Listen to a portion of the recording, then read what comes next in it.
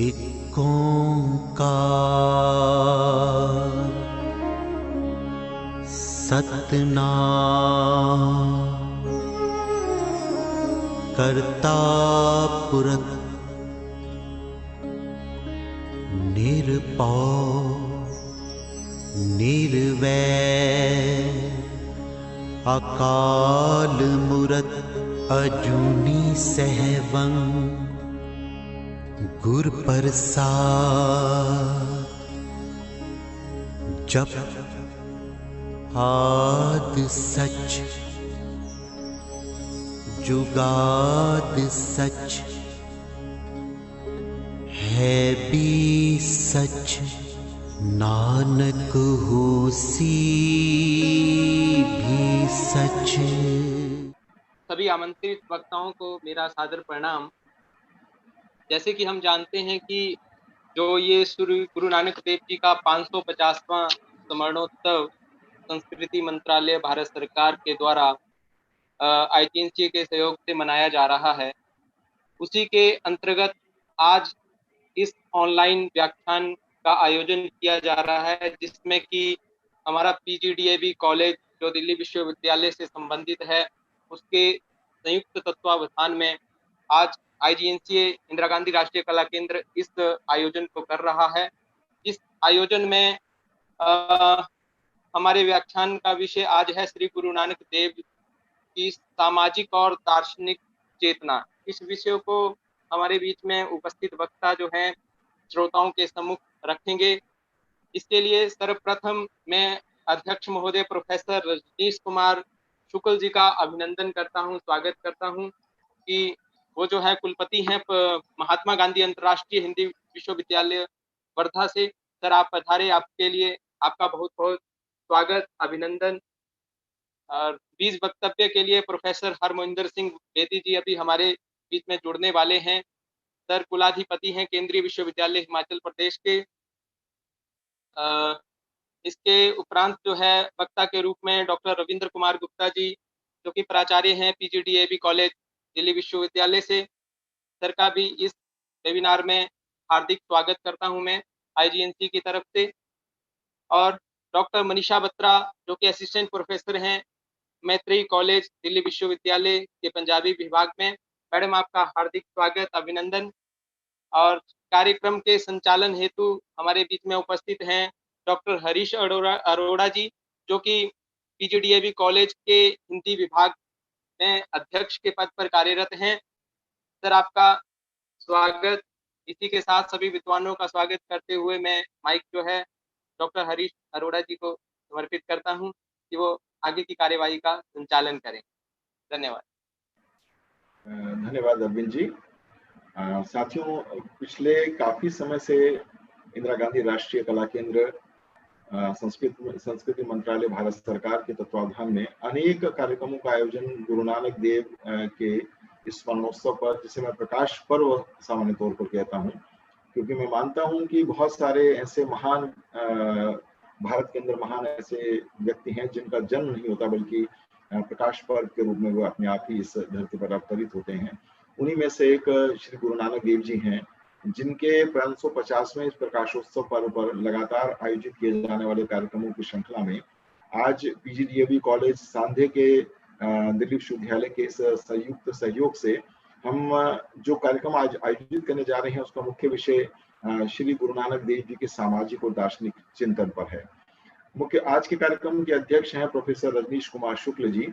सामान्य तौर पर मैं सभी वक्ताओं का परिचय इसलिए पहले ही करा देना चाहता हूं ताकि जितने भी हमारे श्रोता लोग यहाँ पर उपस्थित हैं वे सभी उनसे परिचित हो जाएं।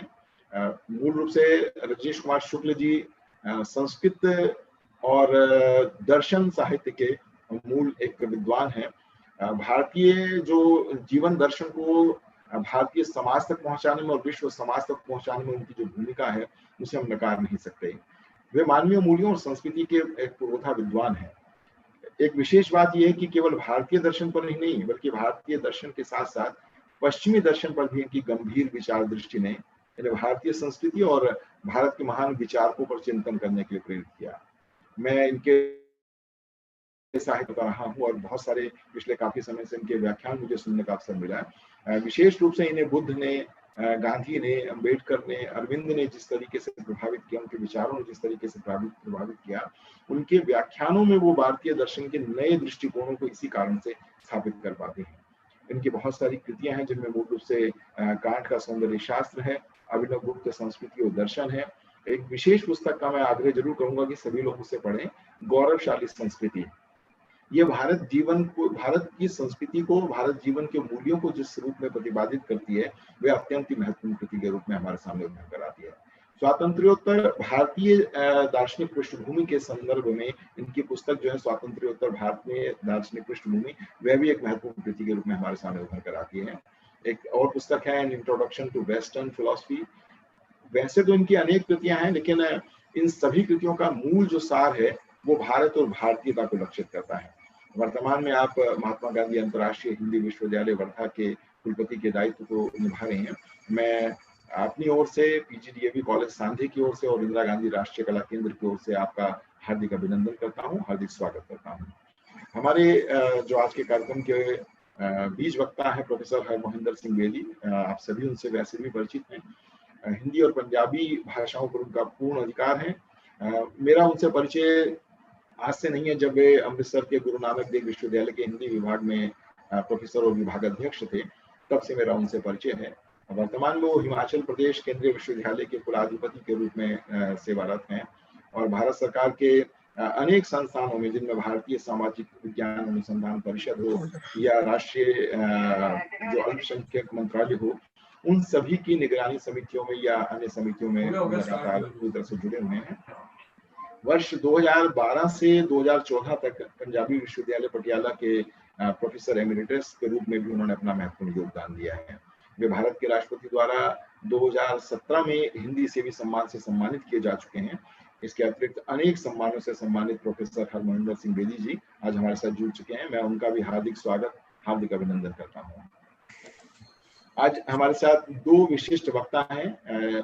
सामान्य तौर पर किसी भी विषय से संबद्ध जब हम किसी भाषा के कार्यक्रम में उपस्थित होते हैं या किसी दर्शन के कार्यक्रम में उपस्थित होते हैं, तो माना ये जाता है कि वे उसी भाषा या उसी विषय से संबद्ध होने चाहिए। लेकिन डॉक्टर रविंद्र कुमार गुप्ता जी, जो दिल्ली विश्वविद्यालय के पीजीडीएवी महाविद्यालय सांधे के प्राचार्य हैं, वाणिज्य विभाग से संबद्ध होने के बावजूद भी भारतीय मूल्यों के संरक्षण और उनके संवर्धन में निरंतर सक्रिय भूमिका निभा रहे हैं। मेरी आवाज आ रही है? जी हाँ जी, आपकी आ रही है। भारतीय संस्कृति के प्रति डॉक्टर रविंद्र कुमार गुप्ता की जो रुचि है, वो भारत के महत्वपूर्ण विद्वानों और विदुषियों से लगातार विद्यार्थियों को परिचित कराने में इनका एक बहुत महत्वपूर्ण योगदान है। हमारे कॉलेज की जो वेबसाइट है, उस वेबसाइट पर भारत के राष्ट्रीय योगदान देने वाले महत्वपूर्ण विद्वान हैं, जो विचारक हैं, जो विदुषियां हैं, उन सभी के परिचय विद्यार्थियों को नियमित रूप से वे लगातार साइट पर देते रहते हैं। उनके जीवन से संबंधित बहुत महत्वपूर्ण जानकारियां उपलब्ध कराते रहते हैं और कॉलेज के अंदर अनेक प्रकार के इस तरह के आयोजन करते हैं जो भारतीय मूल्यों के संरक्षण में अपनी बहुत बड़ी भूमिका निभाते हैं। डॉक्टर रविंद्र कुमार गुप्ता, मैं उनका भी कॉलेज परिवार की ओर से, वैसे तो कॉलेज के मुखिया हैं, लेकिन उसके बावजूद भी आज एक वक्ता के रूप में यहाँ उपस्थित हैं, मैं उनका हार्दिक अभिनंदन, हार्दिक स्वागत करता हूँ। हमारे साथ महत्वपूर्ण वक्ता के रूप में उपस्थित हैं डॉक्टर मनीषा बत्रा। वैसे दिल्ली में जन्मी है, लेकिन दिल्ली विश्वविद्यालय के मैत्रेयी कॉलेज में वे पंजाबी विभाग में इस समय सहायक प्रोफेसर के रूप में काम कर रही हैं। उनकी 3 पुस्तकें प्रकाशित हो चुकी हैं और पिछले कई वर्षों से लगातार मैं बहुत सारे पत्र पत्रिकाओं में नियमित रूप से देख रहा हूँ कि वे पंजाबी भाषा में और पंजाबी साहित्य के संबंध में अपने लेख लगातार लिख रही हैं। लेकिन वे केवल पंजाबी की विदुषी नहीं है, उसके साथ साथ वे हिंदी भाषा में भी बहुत अधिकार के साथ अपनी बात रखती हैं। आज मैं उनसे आग्रह करूंगा कि वे पंजाबी में ही अपना व्याख्यान दें, ताकि हम अलग अलग विद्वानों को अलग अलग भाषाओं के साथ संबद्ध करके उनके ज्ञान वर्धन भी कर सकें। और इसके अतिरिक्त हमारे साथ बहुत सारे ऐसे लोग भी जुड़े हैं। विशेष रूप से डॉक्टर अभिजीत जी हैं, प्रवीण आर्य जी हैं, जो अखिल भारतीय साहित्य परिषद के राष्ट्रीय प्रचार मंत्री के रूप में हमारे साथ पूरा योगदान दे रहे हैं। वैसे प्रवीण जी का विशेष परिचय मैं इसलिए भी देना चाहूंगा कि पूरे भारत में जो भारतीय साहित्य के माध्यम से, भारतीय भाषाओं के साहित्य के माध्यम से लगातार वे भारतीय संस्कृति का संपोषण करने की जो कोशिश कर रहे हैं, उसमें निरंतर वो संलग्न है। डॉक्टर प्रवीण आर्य जी, मैं उनका भी हार्दिक अभिनंदन, हार्दिक स्वागत करता हूँ। डॉक्टर अभिजीत दीक्षित जी जो इस कार्यक्रम के होस्ट भी हैं और इंदिरा गांधी राष्ट्रीय कला केंद्र में नियमित रूप से एक साइंटिस्ट के रूप में वहाँ काम कर रिसर्च साइंटिस्ट के रूप में वहाँ काम कर रहे हैं। लेकिन उनके साथ संगोष्ठियों के माध्यम से जो परिचय हुआ है उससे पता चलता है कि वे बहुत सारे विषयों के ज्ञाता भी हैं। डॉक्टर अभिजीत दीक्षित जी, मैं उनका भी हार्दिक स्वागत, हार्दिक अभिनंदन करता हूँ। डॉक्टर अरविंद शर्मा जी इस कार्यक्रम को पूरी तरह से संचालित भी कर रहे हैं मूल रूप से, और इस कार्यक्रम के अतिरिक्त जो इंदिरा गांधी राष्ट्रीय कला केंद्र डॉक्टर गुरु नानक देव जी की जयंती के संदर्भ में विभिन्न कार्यक्रमों का आयोजन कर रहे हैं, उसके संयोजन में अपनी बहुत बड़ी भूमिका निभा रहे हैं। मैं उनका भी हार्दिक अभिनंदन, हार्दिक स्वागत करता हूँ। हमारे साथ बहुत सारे लोग जुड़े हैं, राजवीर सिंह सिद्धू जी भी जुड़े हुए हैं। हमारे साथ विश्वविद्यालय के बहुत सारे प्रोफेसर हैं जो जुड़े हुए हैं। डॉक्टर बलवंत सिंह है, डॉक्टर बीना मीणा है, डॉक्टर मीना शर्मा है, डॉक्टर डिम्पल गुप्ता है जिन्हें मैं लगातार देख रहा हूँ, डॉक्टर प्रियंका मिश्र हैं जो सत्यवती महाविद्यालय सांदे में हिंदी विभाग में सेवारत हैं। अनेक विभाग के, मेरे कॉलेज के विभाग के अनेक प्राध्यापक, अनेक विद्यार्थी यहाँ जुड़े हुए हैं। मैं अपनी ओर से आप सभी का हार्दिक अभिनंदन, हार्दिक स्वागत करता हूँ। मित्रों, मूल रूप से विचार करने की बात है कि आखिर 550वें प्रकाशोत्सव पर्व पर हम गुरु नानक देव को आज के संदर्भों में क्यों याद करने की कोशिश कर रहे हैं। वर्तमान समय की जो परिस्थितियां हैं, वर्तमान समय में जो समाज के अंदर जो जिस तरह की गतिविधियां चल रही हैं, कहीं ना कहीं हम लौटकर अपनी भारतीय संस्कृति की ओर अपनी दृष्टि डालते हैं। और उस भारतीय संस्कृति में अनेक ऐसे लोग हैं जो जिन्होंने मनुष्य को जीवन मूल्यों को समझाने, जीवन के प्रति प्रेरित करने और भारतीय संस्कृति के साथ संबद्ध करने में अपनी बहुत बड़ी भूमिका निभाई है। उन्हीं में से एक है गुरु नानक देव। एक कहावत है, संतन को कहा सीकरी सो काम। उन्हें कभी सीकरी की आवश्यकता नहीं पड़ी, और सचमुच में गुरु नानक देव ऐसे ही महान व्यक्ति हैं जिन्होंने कभी सीकरी की ओर नहीं देखा, कभी धन की ओर नहीं देखा। और एक विशेष बात यह है कि उन्होंने संवादों के माध्यम से विश्व में पहले ऐसे महत्वपूर्ण एक नायक मैं कहता हूँ, अभिनायक कहता हूँ, जिन्होंने पूरे विश्व में संवादों के माध्यम से भारत के अन्य देशों के साथ जो संबंध और संपर्क बनाए वे बहुत ही महत्वपूर्ण है। और संवाद ही एक ऐसी स्थिति होती है जिससे हम सभी समस्याओं का निदान सहज रूप से कर पाते हैं। आज के इस कार्यक्रम में नियमित रूप से मैं जानता हूं कि आप सभी हमारे प्रमुख वक्ताओं के जब विचार सुनेंगे तो गुरु नानक देव के जीवन के सामाजिक चेतना और उनके जो दार्शनिक विचार हैं उनके साथ आप पूरी तरह से जुड़ पाएंगे और समझ पाएंगे क्यों उनकी आवश्यकता आज भी पूरी तरह से बनी हुई है। सबसे पहले मैं आमंत्रित कर रहा हूं प्रोफेसर हरमोहिंदर सिंह बेदी जी को। आज के कार्यक्रम के वे बीज वक्ता के रूप में हमारे सामने उपस्थित हैं। मेरा आग्रह है कि वे अपने विचार हमारे समक्ष रखें। प्रोफेसर हरमोहिंदर सिंह बेदी जी। परमादरणीय डॉक्टर शुक्ला जी, हरीश जी तथा इस वेबिनार में जुड़े विद्वत जन, गुरु नानक देव जी को अपनी स्मृति में लाने का बहुत बड़ा अर्थ है। गुरु नानक देव जी को याद करने का मतलब भारतीय संस्कृति, भारतीय चिंतन, भारतीय इतिहास, भारतीय विरासत और उसके साथ एशिया के देशों की संस्कृति को नमन करने के बराबर है। गुरु नानक देव जी का समय, जब गुरु नानक देव जी ने अवतार धारण किया तो कई चुनौतियां भारतीय समाज के सामने थी। हमारी दार्शनिक परंपरा के सामने कई ऐसी अवधारणाएं थी जो मानव को गुलामी के रास्ते पर लेकर जा रही थी। हमारी विरासत में बहुत कुछ टूट चुका था। गुरु नानक देव जी ने ऐसे समय में अपने व्यक्तित्व और कृतित्व से भारत में एक पुनर्जागरण की लहर पैदा की। यह पुनर्जागरण केवल भारत तक सीमित नहीं रहा। 25 साल वे पैदल एशिया के देशों की ओर उन्होंने यात्रा की। भारत के सभी बड़े धार्मिक तीर्थ स्थानों पर गुरु नानक देव जी खुद चल कर गए और उस समय के बड़े बड़े धार्मिक, सांस्कृतिक, समाज को प्रभावित करने वाले प्रत्येक वर्ग के मुखिया के साथ उन्होंने संवाद किया। अभी कहा जा रहा था कि गुरु नानक देव जी ने संवाद के माध्यम से पूरे विश्व को, एशिया के देशों को समझने का प्रयास किया। 25,000 वर्ग किलोमीटर से भी ज्यादा गुरु नानक देव जी ने पैदल यात्रा तय की। भाई गुरदास, बहुत बड़े जो सिख मनीषी हैं, वे कहते हैं कि बाबा नानक जगत गुरु थे। उनकी एक उक्ति है, चढ़िया सोदन तरत लुकाई, के पूरी सृष्टि का कल्याण करने के लिए गुरु नानक सभी दिशाओं की ओर निकले और सबसे बड़ा संवाद उन्होंने भारतीय धार्मिक संप्रदायों के बीच पैदा किया। उनकी एक कृति है सिद्ध गोष्ठ। सिद्धों, नाथों, योगियों के साथ उन्होंने संवाद किया। धार्मिक आडंबरों के खिलाफ एक पूरा का पूरा उनका जो कार्यक्रम था वो हमें दिखाई देता है।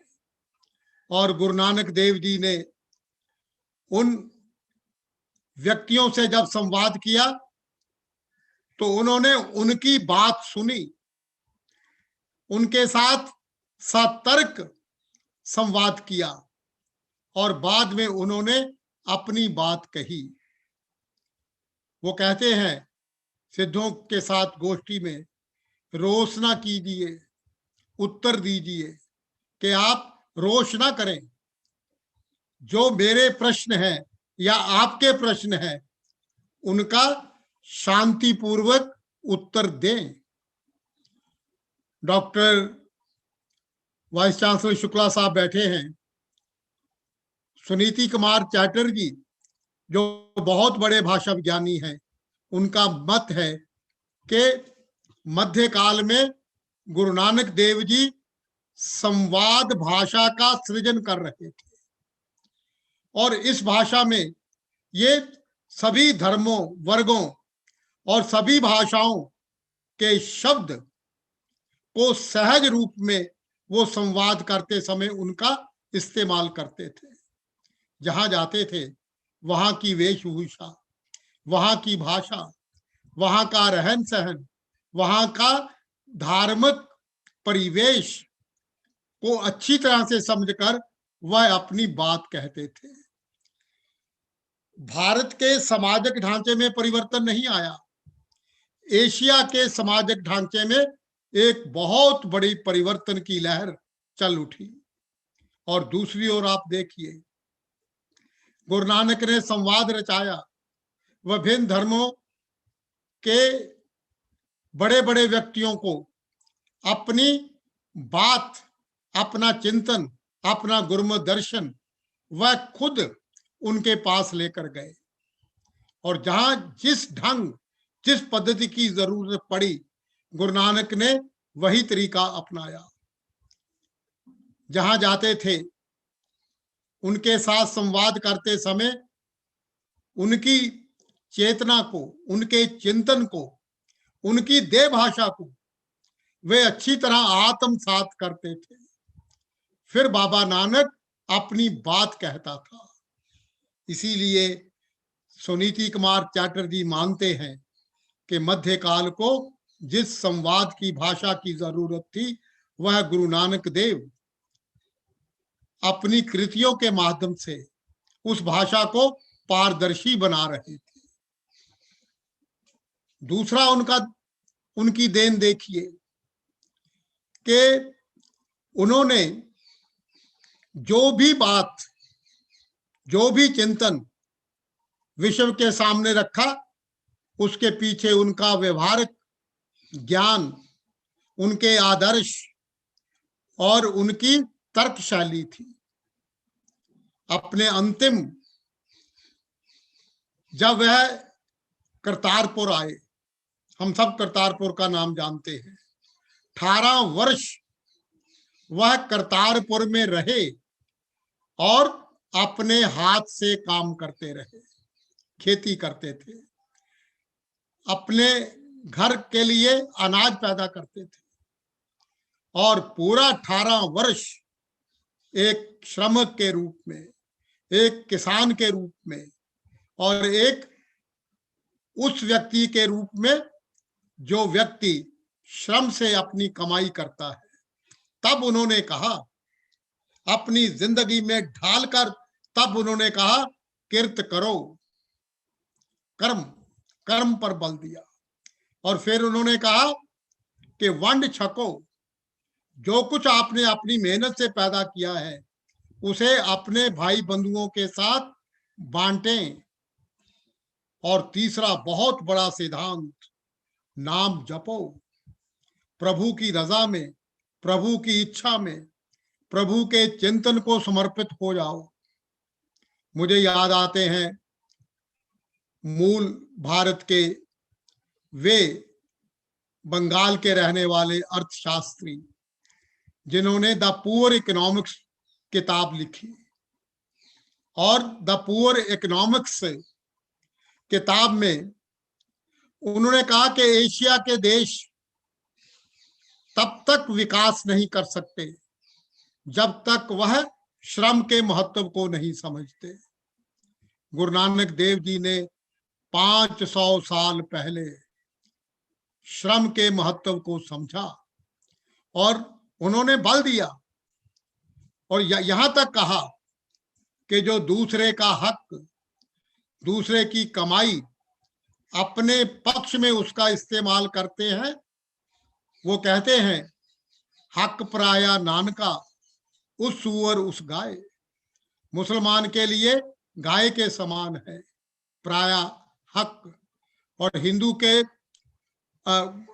के लिए गाय का मांस भक्षण करने के बराबर है, मुसलमान के लिए सूअर के मांस का भक्षण करने के बराबर है।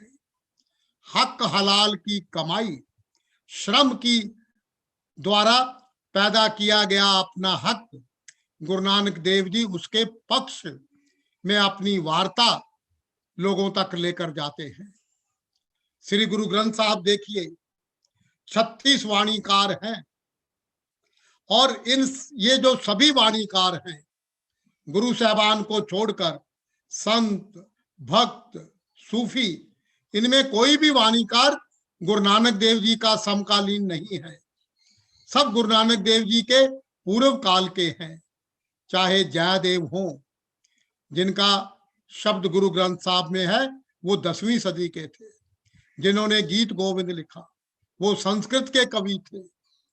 और जितने बड़े बड़े भारतीय संस्कृति के महापुरुष हैं, चाहे कबीर साहब हैं, रविदास जी हैं, धन्ना जी हैं, शेख फरीद 12वीं शताब्दी के हैं।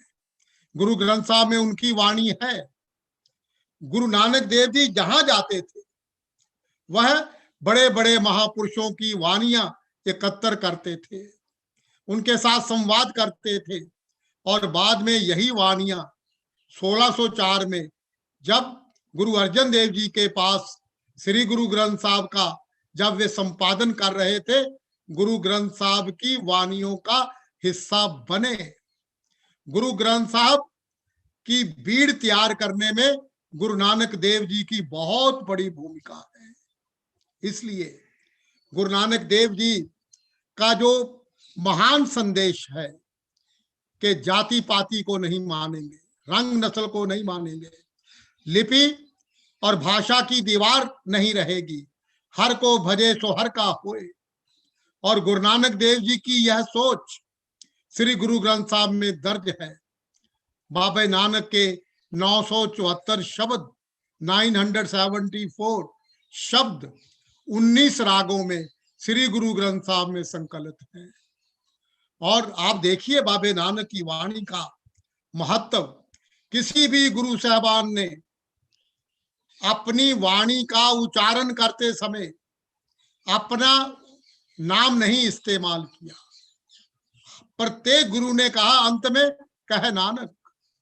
गुरु अर्जन देव जी ने भी जब अपनी वाणी रची तो वाणी में जिस नाम का अंत में उच्चारण किया गया वह बाबे नानक का था। चाहे वो गुरु अंगद देव जी की वाणी हो, गुरु अमरदास की हो, गुरु अर्जन देव जी की हो, और चाहे वाणी गुरु रामदास जी की हो, चाहे नवम गुरु तेग बहादुर साहब की हो।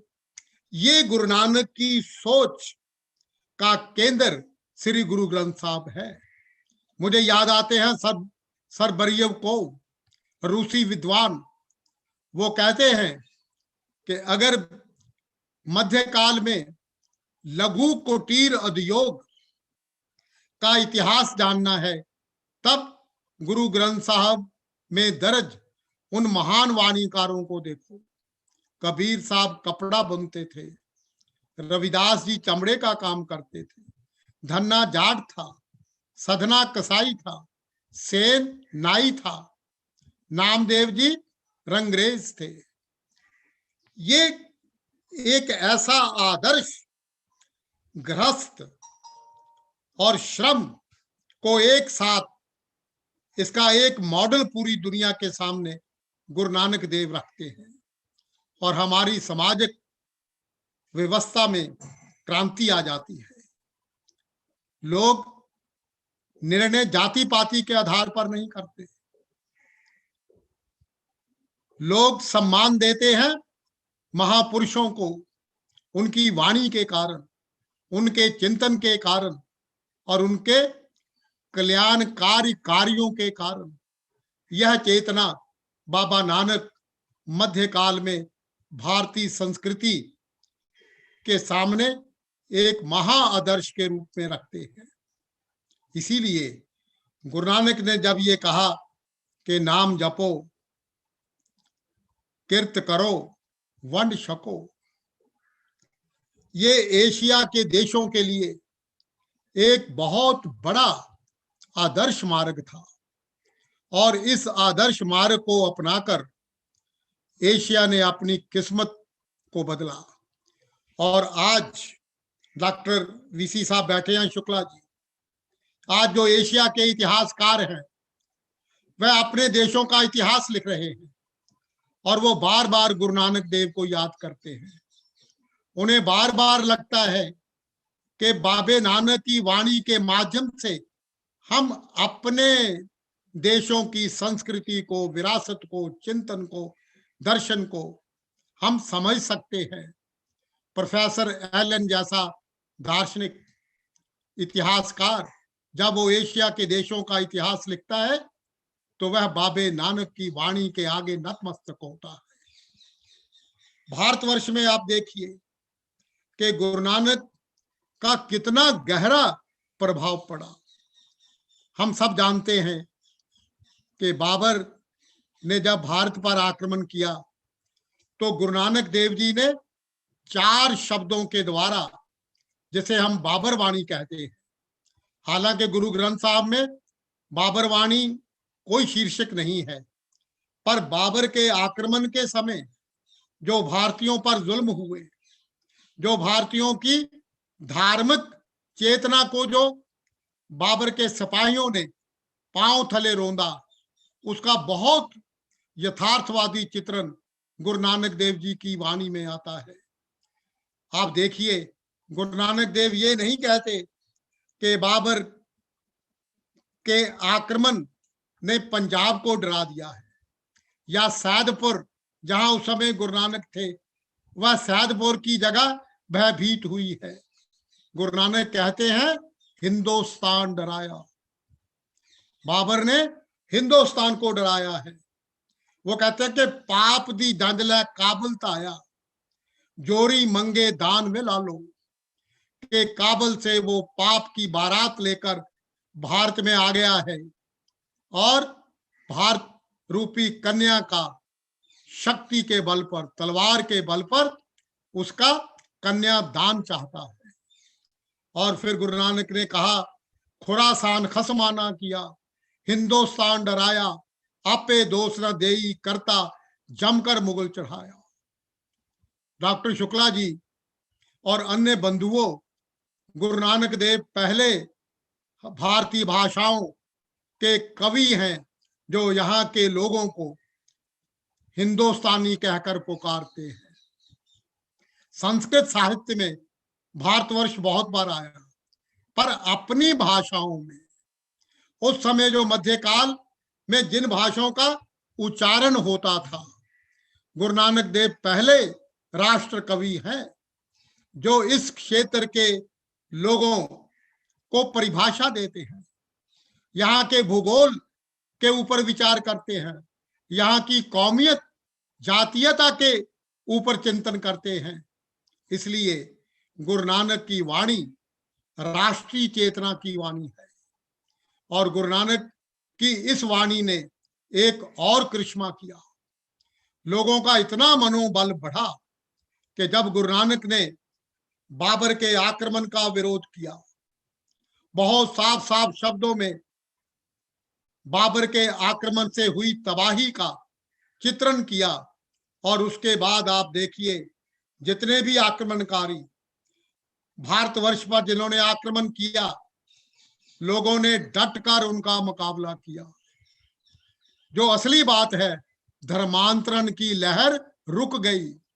बाबे नानक ने जब ये कहा कि अपनी भाषा बोलो, अपने धर्म में पक्के रहो, अपनी संस्कृति का अनुसरण करो, अपने धार्मिक विरासत के प्रति जागरूक हो जाओ, यह जो जागरूकता थी, इसे डॉक्टर राधा कृष्णन कहते हैं कि बाबे नानक की वाणी ने एक पुनर्जागरण की लहर पूरे भारतवर्ष में चला दी।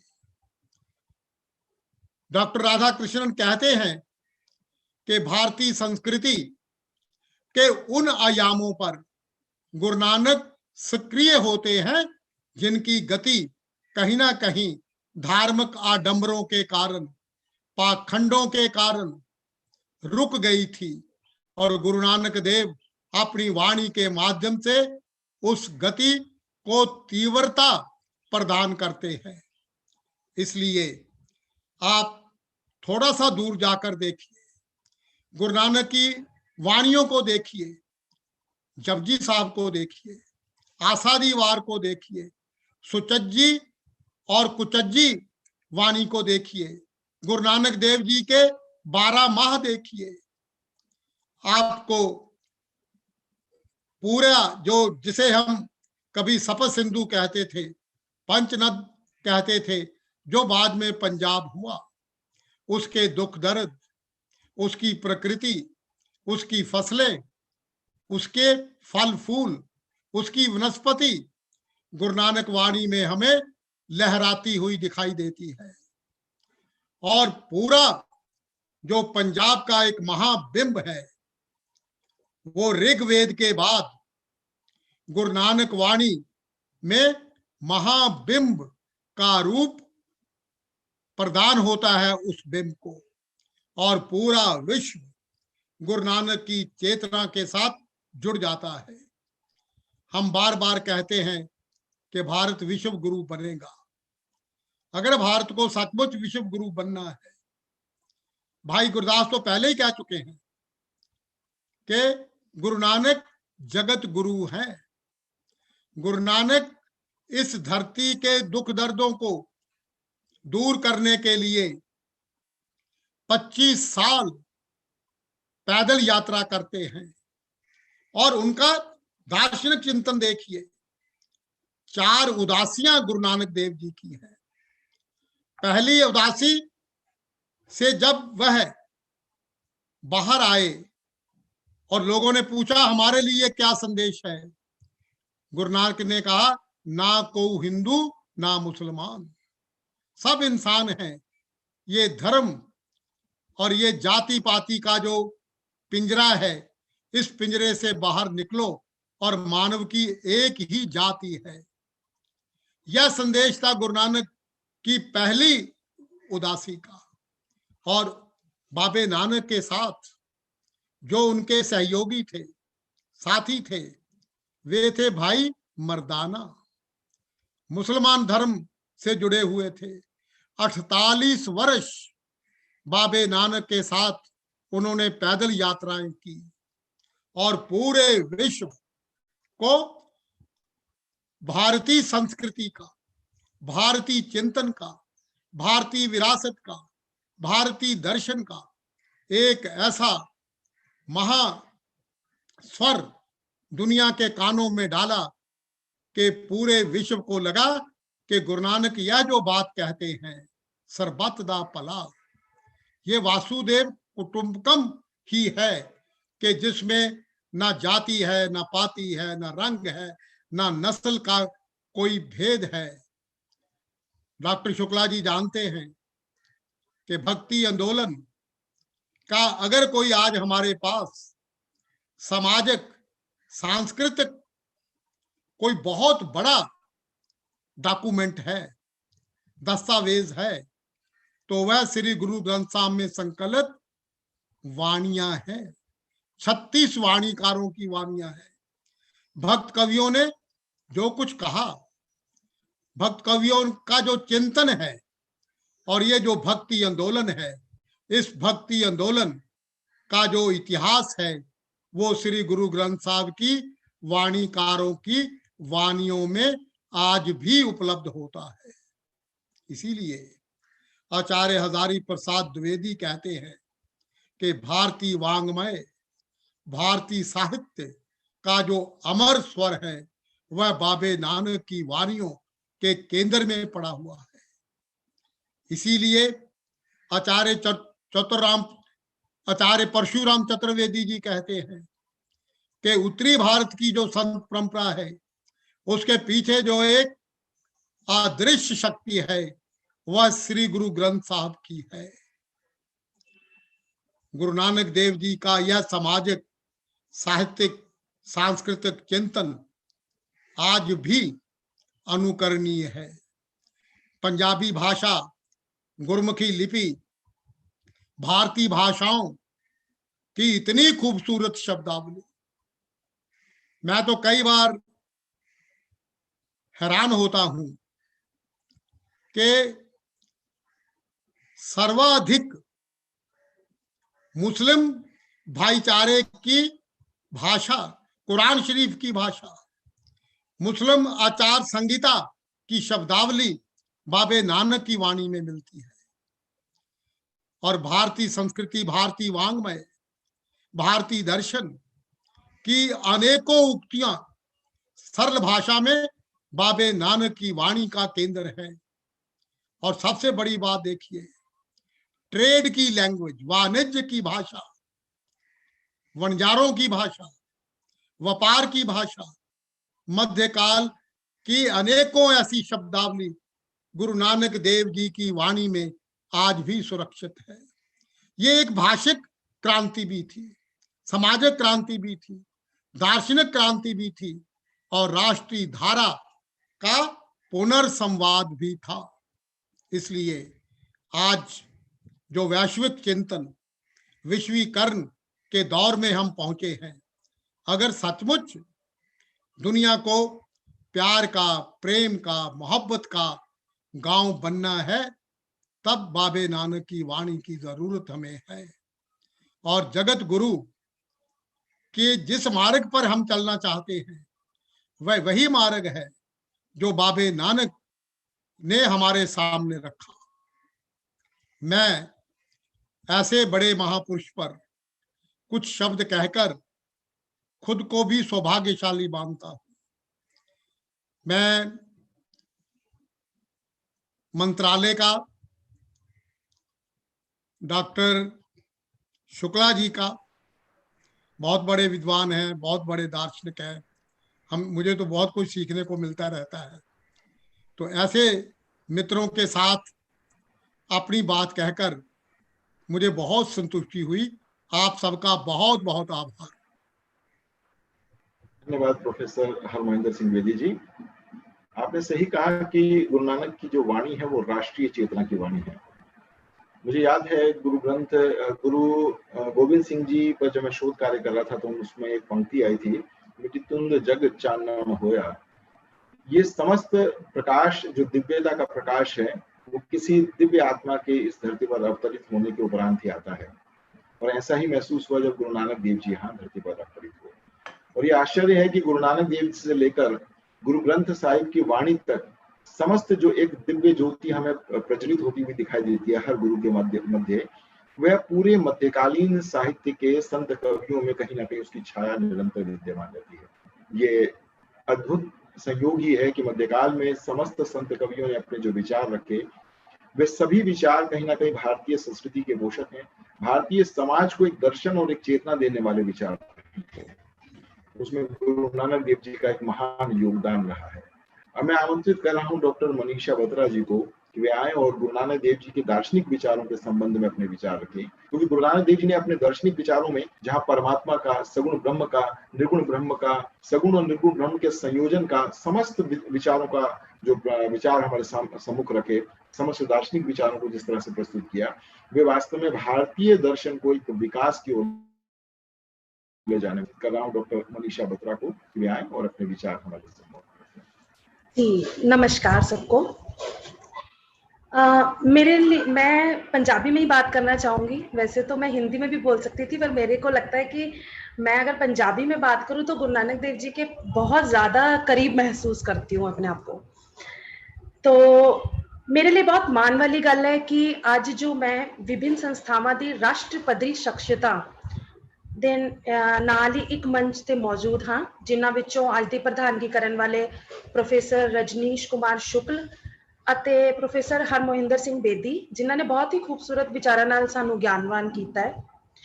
ਇਸ ਦੇ ਨਾਲ ਹੀ ਪਹਿਲੇ ਤਾਂ ਮੈਂ ਧੰਨਵਾਦ ਪ੍ਰਗਟ ਕਰਨਾ ਚਾਹਾਂਗੀ ਇੰਦਰਾ ਗਾਂਧੀ ਰਾਸ਼ਟਰੀ ਕਲਾ ਕੇਂਦਰ ਦਾ, ਸੱਭਿਆਚਾਰ ਮੰਤਰਾਲੇ ਭਾਰਤ ਸਰਕਾਰ ਦਾ, ਤੇ ਨਾਲ ਹੀ PGDAV ਕਾਲਜ ਦੇ ਪ੍ਰਿੰਸੀਪਲ, ਖਾਸ ਤੌਰ ਤੇ ਜਿਹੜਾ ਕਿ ਮੇਰੇ ਬਹੁਤ ਵੱਡੇ ਧੰਨਵਾਦ ਦੇ ਪਾਤਰ ਨੇ डॉक्टर रविंद्र कुमार गुप्ता जी, जिन्होंने समय समय ते अपने कॉलेज विच बहुभाषाई जिहड़े प्रोग्राम का आयोजन किया, ते नाल खास तौर ते साडी पंजाबी भाषा नूं एक खास मुकाम और खास अहुदा भी दिता।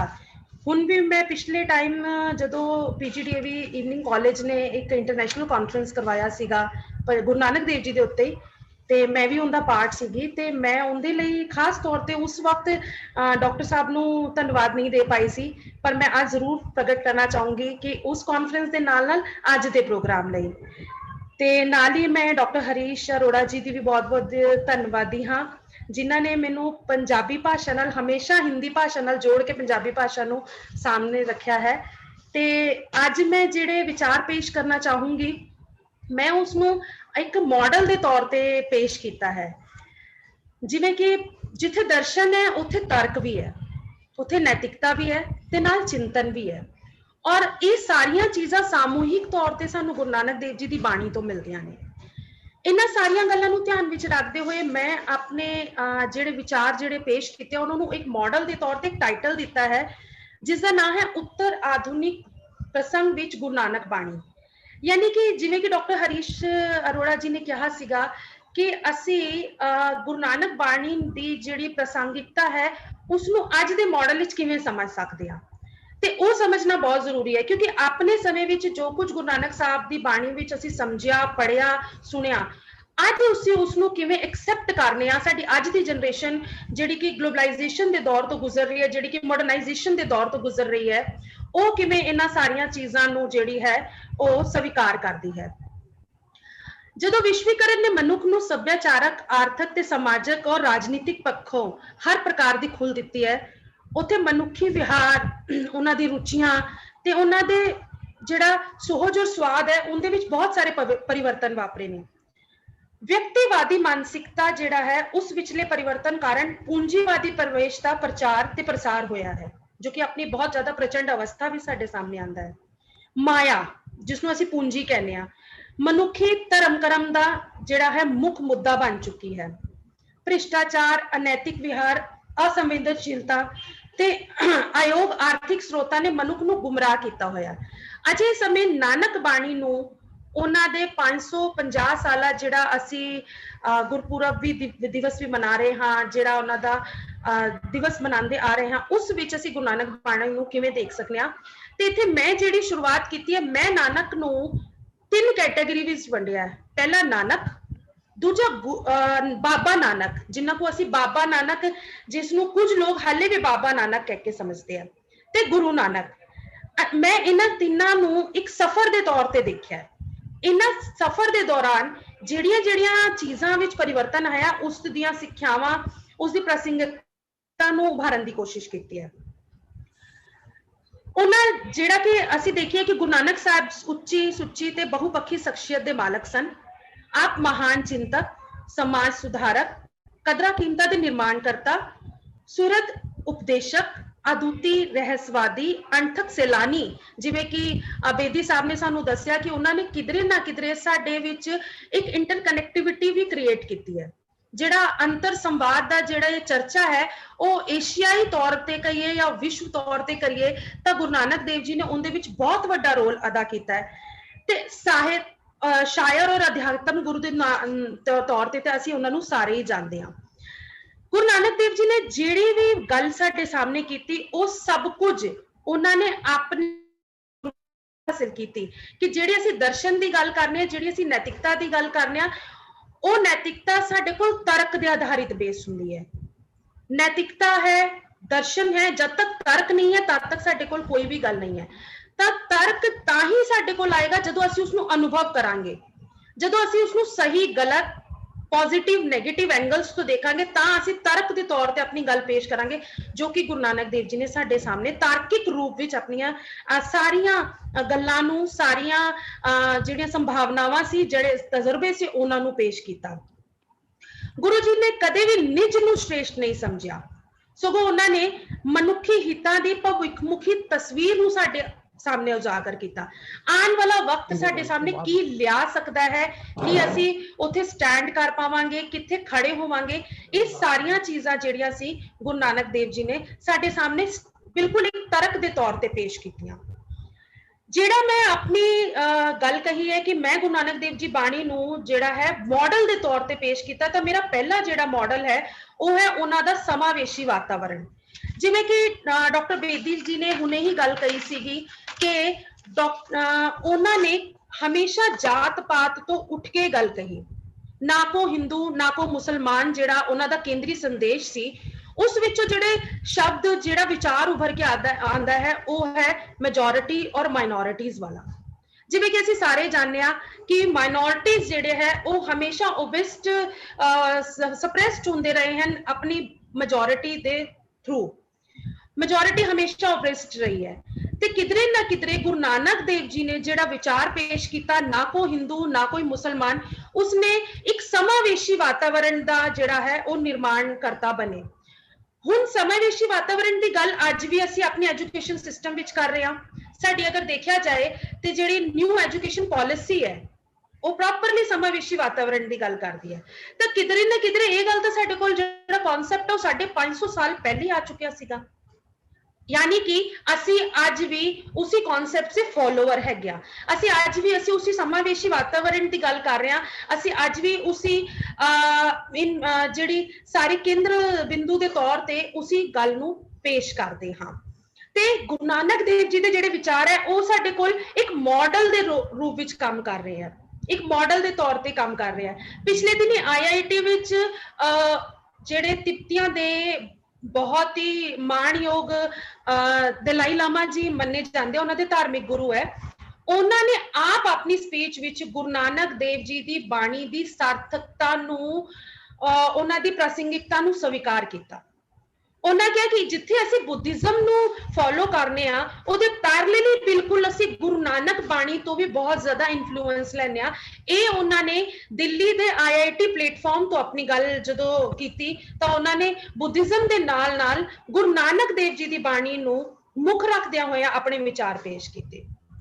ਤੇ ਇਸ ਦਾ ਮਤਲਬ ਸਾਡੇ ਕੋਲ ਜਿਹੜਾ ਸਮਾਵੇਸ਼ੀ ਮਾਡਲ ਹੈ ਉਸ ਦੇ ਅਧੀਨ ਅਸੀਂ ਗੁਰੂ ਨਾਨਕ ਦੇਵ ਜੀ ਦੀ ਬਾਣੀ ਦੇ ਮਾਡਲ ਨੂੰ ਹੁਣ ਤੱਕ ਨਾਲ ਲੈ ਕੇ ਚੱਲਦੇ ਹੋਏ ਆਏ ਆ। ਇਸ ਤੋਂ ਬਾਅਦ ਜਿਹੜੇ ਸਮਾਨ ਮਨੁੱਖੀ ਅਧਿਕਾਰਾਂ ਦੀ, ਹਿਊਮਨ ਰਾਈਟ ਫॉर ਆਲ ਦੀ ਅਸੀਂ ਗੱਲ ਕਰਨੇ ਆ, ਉਹ ਹਿਊਮਨ ਰਾਈਟ ਫॉर ਆਲ ਦੀ ਗੱਲ ਕਿਧਰੇ ਨਾ ਕਿਧਰੇ ਅਸੀਂ ਆਲਰੇਡੀ ਗੁਰੂ ਨਾਨਕ ਬਾਣੀ ਵਿੱਚ ਮੌਜੂਦ ਹੁੰਦੇ ਸਮਝਦੇ ਦੇਖਦੇ ਆਏ ਆ। ਜਿਵੇਂ ਕਿ ਉਹਨਾਂ ਨੇ ਮੱਕਾ ਮਦੀਨਾ ਦੀ ਉਦਾਸੀ ਦੀ ਗੱਲ ਇਸ ਸੰਕਲਪ ਨੂੰ ਹੋਰ ਜ਼ਿਆਦਾ ਉਭਾਰਦੀ ਹੈ। ਉਹਨਾਂ ਨੇ ਸਿੰਪਲ ਜਿਹਾ ਕਿਹਾ ਕਿ ਬਈ ਜਿੱਥੇ ਤੁਹਾਨੂੰ ਲੱਗਦਾ ਹੈ ਕਿ ਰੱਬ ਨਹੀਂ ਹੈ, ਮੇਰੇ ਪੈਰ ਉੱਥੇ ਹੀ ਮੋੜ ਦੋ। ਤਾਂ ਕਿਧਰੇ ਨਾ ਕਿਧਰੇ ਇਹ ਸਾਰੀਆਂ ਚੀਜ਼ਾਂ ਜਿਹੜੀਆਂ ਸਮਾਨ ਧਰਮ ਸਮਾਨ ਪਰਮਾਤਮਾ ਦੇ ਸੰਕਲਪ ਨੂੰ ਉਭਾਰਦੀਆਂ ਨੇ। ਇਸ ਦੇ ਨਾਲ ਹੀ ਉਹਨਾਂ ਨੇ ਦੋਹਾਂ ਧਰਮਾਂ, ਭਾਵੇਂ ਉਹ ਕੋਈ ਵੀ ਧਰਮ ਹੋਏ, ਹਿੰਦੂ ਹੋਏ, ਮੁਸਲਿਮ ਹੋਏ ਜਾਂ ਕੋਈ ਵੀ ਇਸ ਤੋਂ ਇਲਾਵਾ ਵੀ ਕੋਈ ਵੀ ਧਰਮ ਸੀ, ਉਸ ਨੂੰ ਜਿਹੜਾ ਹੈ ਸਮਾਨ ਅਧਿਕਾਰ ਮੁਹੱਈਆ ਕਰਾਉਣ ਵਾਸਤੇ ਗੱਲ ਕਹੀ। ਉਹਨਾਂ ਨੇ ਇੱਕੋ ਸਮੇਂ ਦੋਹਾਂ ਧਰਮਾਂ ਜਾਂ ਉਸ ਤੋਂ ਜ਼ਿਆਦਾ ਧਰਮਾਂ, ਜਿਹਨੂੰ ਅਸੀਂ ਰਿਲੀਜੀਅਸ ਪਲੂਰਿਜ਼ਮ ਕਹਿੰਦੇ ਆ, ਜਿਸਨੂੰ ਅਸੀਂ ਰਿਲੀਜੀਅਸ ਪਲੂਰਿਜ਼ਮ ਦੀ ਵਿਆਖਿਆ ਦੇਨੇ ਆ, ਉਹ ਮਾਡਲ ਸਾਡੇ ਸਾਹਮਣੇ ਪੇਸ਼ ਕੀਤਾ। ਗੁਰੂ ਸਾਹਿਬਾਂ ਦੇ ਅਨੁਸਾਰ ਧਰਮ ਵਿਚਲੀ ਵਿਚਾਰਧਾਰਾ ਮਨੁੱਖ ਨੂੰ ਮਨੁੱਖਤਾ ਦਾ ਸਿਧਾਂਤ ਸਿਖਾਉਂਦੀ ਹੈ। ਧਰਮ ਕਦੇ ਵੀ ਨਹੀਂ ਕਹਿੰਦਾ ਕਿ ਮੈਂ ਸੁਪੀਰੀਅਰ ਔਰ ਇਨਫੀਰੀਅਰ, ਮੈਂ ਜਿਹੜਾ ਉੱਤਮਤਾ ਦਾ ਸੰਕਲਪ ਰੱਖਣਾ ਹਾਂ ਉਹ ਆਤਮਹੀਨਤਾ ਦਾ ਸੰਕਲਪ ਰੱਖਦਾ। ਕਿਧਰੇ ਵੀ ਗੁਰੂ ਨਾਨਕ ਦੇਵ ਦੀ ਬਾਣੀ ਇਸ ਸੰਕਲਪ ਨੂੰ ਨਹੀਂ ਉਭਾਰਦੀ, ਬਲਕਿ ਉਹ ਤਾਂ ਇਹ ਗੱਲ ਕਹਿੰਦੀ ਹੈ ਕਿ ਮਨੁੱਖ ਨੂੰ ਮਨੁੱਖਤਾ ਦਾ ਸਿਧਾਂਤ ਸਿਖਾਉਂਦਾ ਹੈ ਧਰਮ, ਮਨੁੱਖ ਨੂੰ ਮਨੁੱਖੀ ਕਰਮ ਕਰਨ ਦਾ ਸਿਧਾਂਤ ਸਿਖਾਉਂਦਾ ਹੈ ਧਰਮ। ਕਰਮ ਕਿਹੜੇ, ਜਿਹੜੇ ਤੁਹਾਡੇ ਕਰਮ ਹੁੰਦੇ ਆ ਉਹ ਕਿਧਰੇ ਨਾ ਕਿਧਰੇ ਸਾਡੇ ਜਿਹੜਾ ਹੈ ਧਰਮ ਨੂੰ ਸਟੈਬਲਿਸ਼ ਕਰਦੇ ਆ। ਗੁਰੂ ਨਾਨਕ ਦੇਵ ਜੀ ਦੀ ਬਾਣੀ ਨੂੰ ਜਿਹੜਾ ਮੈਂ ਸੈਕਿੰਡ ਮਾਡਲ ਦੇ ਅਧੀਨ ਰੱਖਿਆ ਹੈ ਉਹ ਹੈ ਨੈਤਿਕ ਕਰਮਾਂ ਦਾ ਮਾਡਲ। ਨੈਤਿਕ ਕਰਮ ਕੀ ਹੁੰਦੇ ਆ? ਗੁਰੂ ਨਾਨਕ ਦੇਵ ਜੀ ਕਹਿੰਦੇ ਹੈ ਕਿਰਤ ਕਰਨਾ, ਵੰਡ ਛਕਣਾ ਤੇ ਨਾਮ ਜਪਣਾ। ਇਹ ਜਿਹੜਾ ਕਨਸੈਪਟ ਹੈ ਇਹ ਕਿਧਰੇ ਨਾ ਕਿਧਰੇ ਉਹਨਾਂ ਦੇ ਦੁਆਰਾ ਪੇਸ਼ ਨੈਤਿਕ ਮਾਡਲ ਨੂੰ ਸਾਡੇ ਸਾਹਮਣੇ ਰੱਖਦਾ ਹੈ। ਕਿਵੇਂ ਰੱਖਦਾ ਹੈ? ਉਹ ਕਹਿੰਦੇ ਕਿ ਹਮੇਸ਼ਾ ਜਿਹੜਾ ਹੈ ਸੱਚਾ ਵਣਜ, ਯਾਨੀ ਕਿ ਜਿਹੜਾ ਸੱਚ ਵਣਜ ਹੈ, ਜਿਹੜਾ ਸੱਚਾ ਵਪਾਰ ਹੈ, ਉਹ ਨੈਤਿਕਤਾ ਤੇ ਜਿਹੜਾ ਹੈ ਆਧਾਰ ਹੋਣਾ ਚਾਹੀਦਾ ਹੈ। ਉਹਨਾਂ ਦੇ ਅਨੁਸਾਰ ਸੱਚ ਵਣਜ ਦੇ ਹਾਮੀ ਜਿਹੜੇ ਹੈ ਉਹਨਾਂ ਦੀਆਂ ਨਜ਼ਰਾਂ ਵਿੱਚ ਕੋਈ ਕਿਰਤ ਮਾੜੀ ਨਹੀਂ ਹੁੰਦੀ। ਉਹਨਾਂ ਅਨੁਸਾਰ ਮਨੁੱਖੀ ਕਿਰਤ ਭਾਵੇਂ ਕੁਝ ਵੀ ਹੋਵੇ ਉਹ ਸੱਚ ਤੇ ਆਧਾਰਿਤ ਹੋਣੀ ਚਾਹੀਦੀ ਹੈ। ਕਿਰਤ ਦਾ ਸੰਕਲਪ ਜਿਹੜਾ ਹੈ ਉਹ ਵਿਕਾਸ ਨਾਲ ਸੰਬੰਧਿਤ ਹੈ। ਵਿਕਾਸ ਹਮੇਸ਼ਾ ਵਿਕਾਸ ਨਾਲ ਸੰਬੰਧਿਤ ਹੈ। ਕਦੇ ਵੀ ਕਿਸੇ ਵੀ ਕੰਮ ਨੂੰ ਜਿਹੜਾ ਹੈ ਉਹ ਵਿਕਾਸ ਦੇ ਮਾਡਲ ਤੇ ਰੱਖ ਕੇ ਪੇਸ਼ ਕਰਨਾ ਚਾਹੀਦਾ ਹੈ, ਨਾ ਕਿ ਉਸਨੂੰ ਉਸਦੇ ਧਰਮ ਦੇ ਆਧਾਰ ਤੇ ਰੱਖ ਕੇ ਪੇਸ਼ ਕਰਨਾ ਚਾਹੀਦਾ ਹੈ। ਇੱਥੇ ਉਹਨਾਂ ਨੇ ਜਿਹੜੀ ਗੱਲ ਧਿਆਨ ਦੀ ਮੰਗ ਕਰਦੀ ਹੈ, ਗੁਰੂ ਸਾਹਿਬ ਨੇ ਕਰਮ ਨੂੰ ਨੈਤਿਕਤਾ ਨਾਲ ਜੋੜ ਕੇ ਦੇਖਿਆ ਹੈ।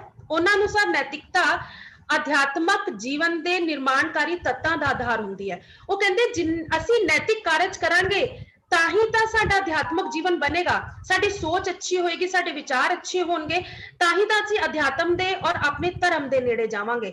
ਜੇਕਰ ਅਸੀਂ ਸੋਚੀਏ ਕਿ ਉਹ ਬੰਦਾ ਆਪਣੇ ਧਰਮ ਦੇ ਅਨੁਕੂਲ ਜਿਹੜਾ ਹੈ ਬਹੁਤ ਉੱਚਾ ਹੈ ਔਰ ਉਹ ਬੰਦਾ ਆਪਣੇ ਧਰਮ ਦੇ ਅਨੁਕੂਲ ਨੀਵਾਂ ਕੰਮ ਕਰਦਾ ਹੈ, ਤਾਂ ਉਹ ਚੀਜ਼ ਦਾ ਮਾਡਲ ਨਹੀਂ ਬਣਦਾ।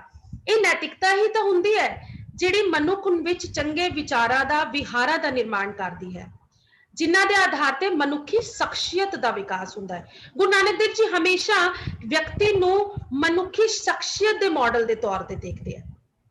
ਉਹ ਕਹਿੰਦੇ ਹੈ ਕਿ ਇੱਕ ਅੱਛਾ ਵਿਅਕਤੀ, ਇੱਕ ਸੱਚਾ ਵਿਅਕਤੀ ਹੀ ਤਾਂ ਨੈਤਿਕ ਕਰਮਾਂ ਦੇ ਆਧਾਰ ਤੇ ਇੱਕ ਸੱਚੇ ਔਰ ਅੱਛੇ ਧਰਮ ਦਾ ਨਿਰਮਾਣਕਾਰੀ ਹੋਏਗਾ। ਤਾਂ ਹੀ ਤਾਂ ਗੁਰਬਾਣੀ ਵਿੱਚ ਜਿਹੜੇ ਸ਼ਬਦ ਹੈ ਉਹਨਾਂ ਦਾ ਪ੍ਰਚਾਰ ਔਰ ਪ੍ਰਸਾਰ ਕਰਦੇ ਹੋਏ ਜਦੋਂ ਅਸੀਂ ਅਰਦਾਸ ਵੀ ਕਰਨੇ ਹਾਂ ਤਾਂ ਉਸ ਵਿੱਚ ਵੀ ਜਿਹੜੀ ਲਾਈਨ ਆਂਦੀ ਹੈ ਉਹ ਕਹਿੰਦੇ ਸਿੱਖਾਂ ਦਾ ਮਨ ਨੀਵਾਂ ਮਤ ਉੱਚੀ। ਯਾਨੀ ਕਿ ਅਗਰ ਅਸੀਂ ਆਪਣਾ ਮਨ ਨੀਵਾਂ ਰੱਖਾਂਗੇ ਤਾਂ ਮਤ ਆਪਣੇ ਆਪ ਸਾਡੀ ਉੱਚੀ ਹੋਏਗੀ। ਜੇਕਰ ਅਸੀਂ ਆਪਣੇ ਆਪ ਨੂੰ ਬਹੁਤ ਉੱਚਾ ਸਮਝਾਂਗੇ, ਜੇਕਰ ਅਸੀਂ ਆਪਣੇ ਆਪ ਨੂੰ ਬਹੁਤ ਹਾਈ ਹੁੰਦੇ ਰੱਖਾਂਗੇ ਤਾਂ ਇਹ ਗੱਲ ਪੋਸੀਬਲ ਨਹੀਂ ਹੁੰਦੀ। ਗੁਰੂ ਨਾਨਕ ਦੇਵ ਜੀ ਦੀ ਬਾਣੀ ਦਾ ਜਿਹੜਾ ਤੀਜਾ ਮਾਡਲ ਮੈਂ ਆਪਣੇ ਵਿਚਾਰਾਂ ਅਧੀਨ ਪੇਸ਼ ਕੀਤਾ ਹੈ ਉਹ ਹੈ ਉਹਨਾਂ ਦਾ ਪ੍ਰਕਿਰਤਿਕ ਸੁਰੱਖਿਆ ਦਾ ਮਾਡਲ।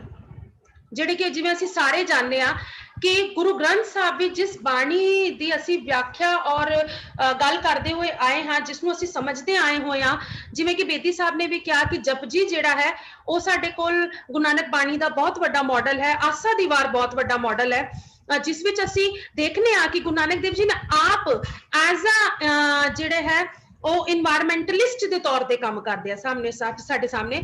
ਉਹ ਜਿਸ ਪ੍ਰਕਿਰਤੀ ਦੀ ਸੋਰਸਿਸ ਦੀ ਗੱਲ ਅੱਜ ਸਾਡਾ ਸਮਾਜ, ਸਾਡਾ ਦੇਸ਼, ਸਾਡਾ ਵਿਸ਼ਵ ਕਰ ਰਿਹਾ ਹੈ, ਉਹ ਗੁਰੂ ਨਾਨਕ ਦੇਵ ਜੀ ਨੇ 550 ਸਾਲਾਂ ਪਹਿਲੇ ਹੀ ਸਾਨੂੰ ਸਾਡੇ ਭਵਿੱਖ ਮੁਖੀ ਦ੍ਰਿਸ਼ਟੀਕੋਣ ਤੋਂ ਅਵਗਤ ਕਰਾ ਦਿੱਤਾ ਸੀਗਾ।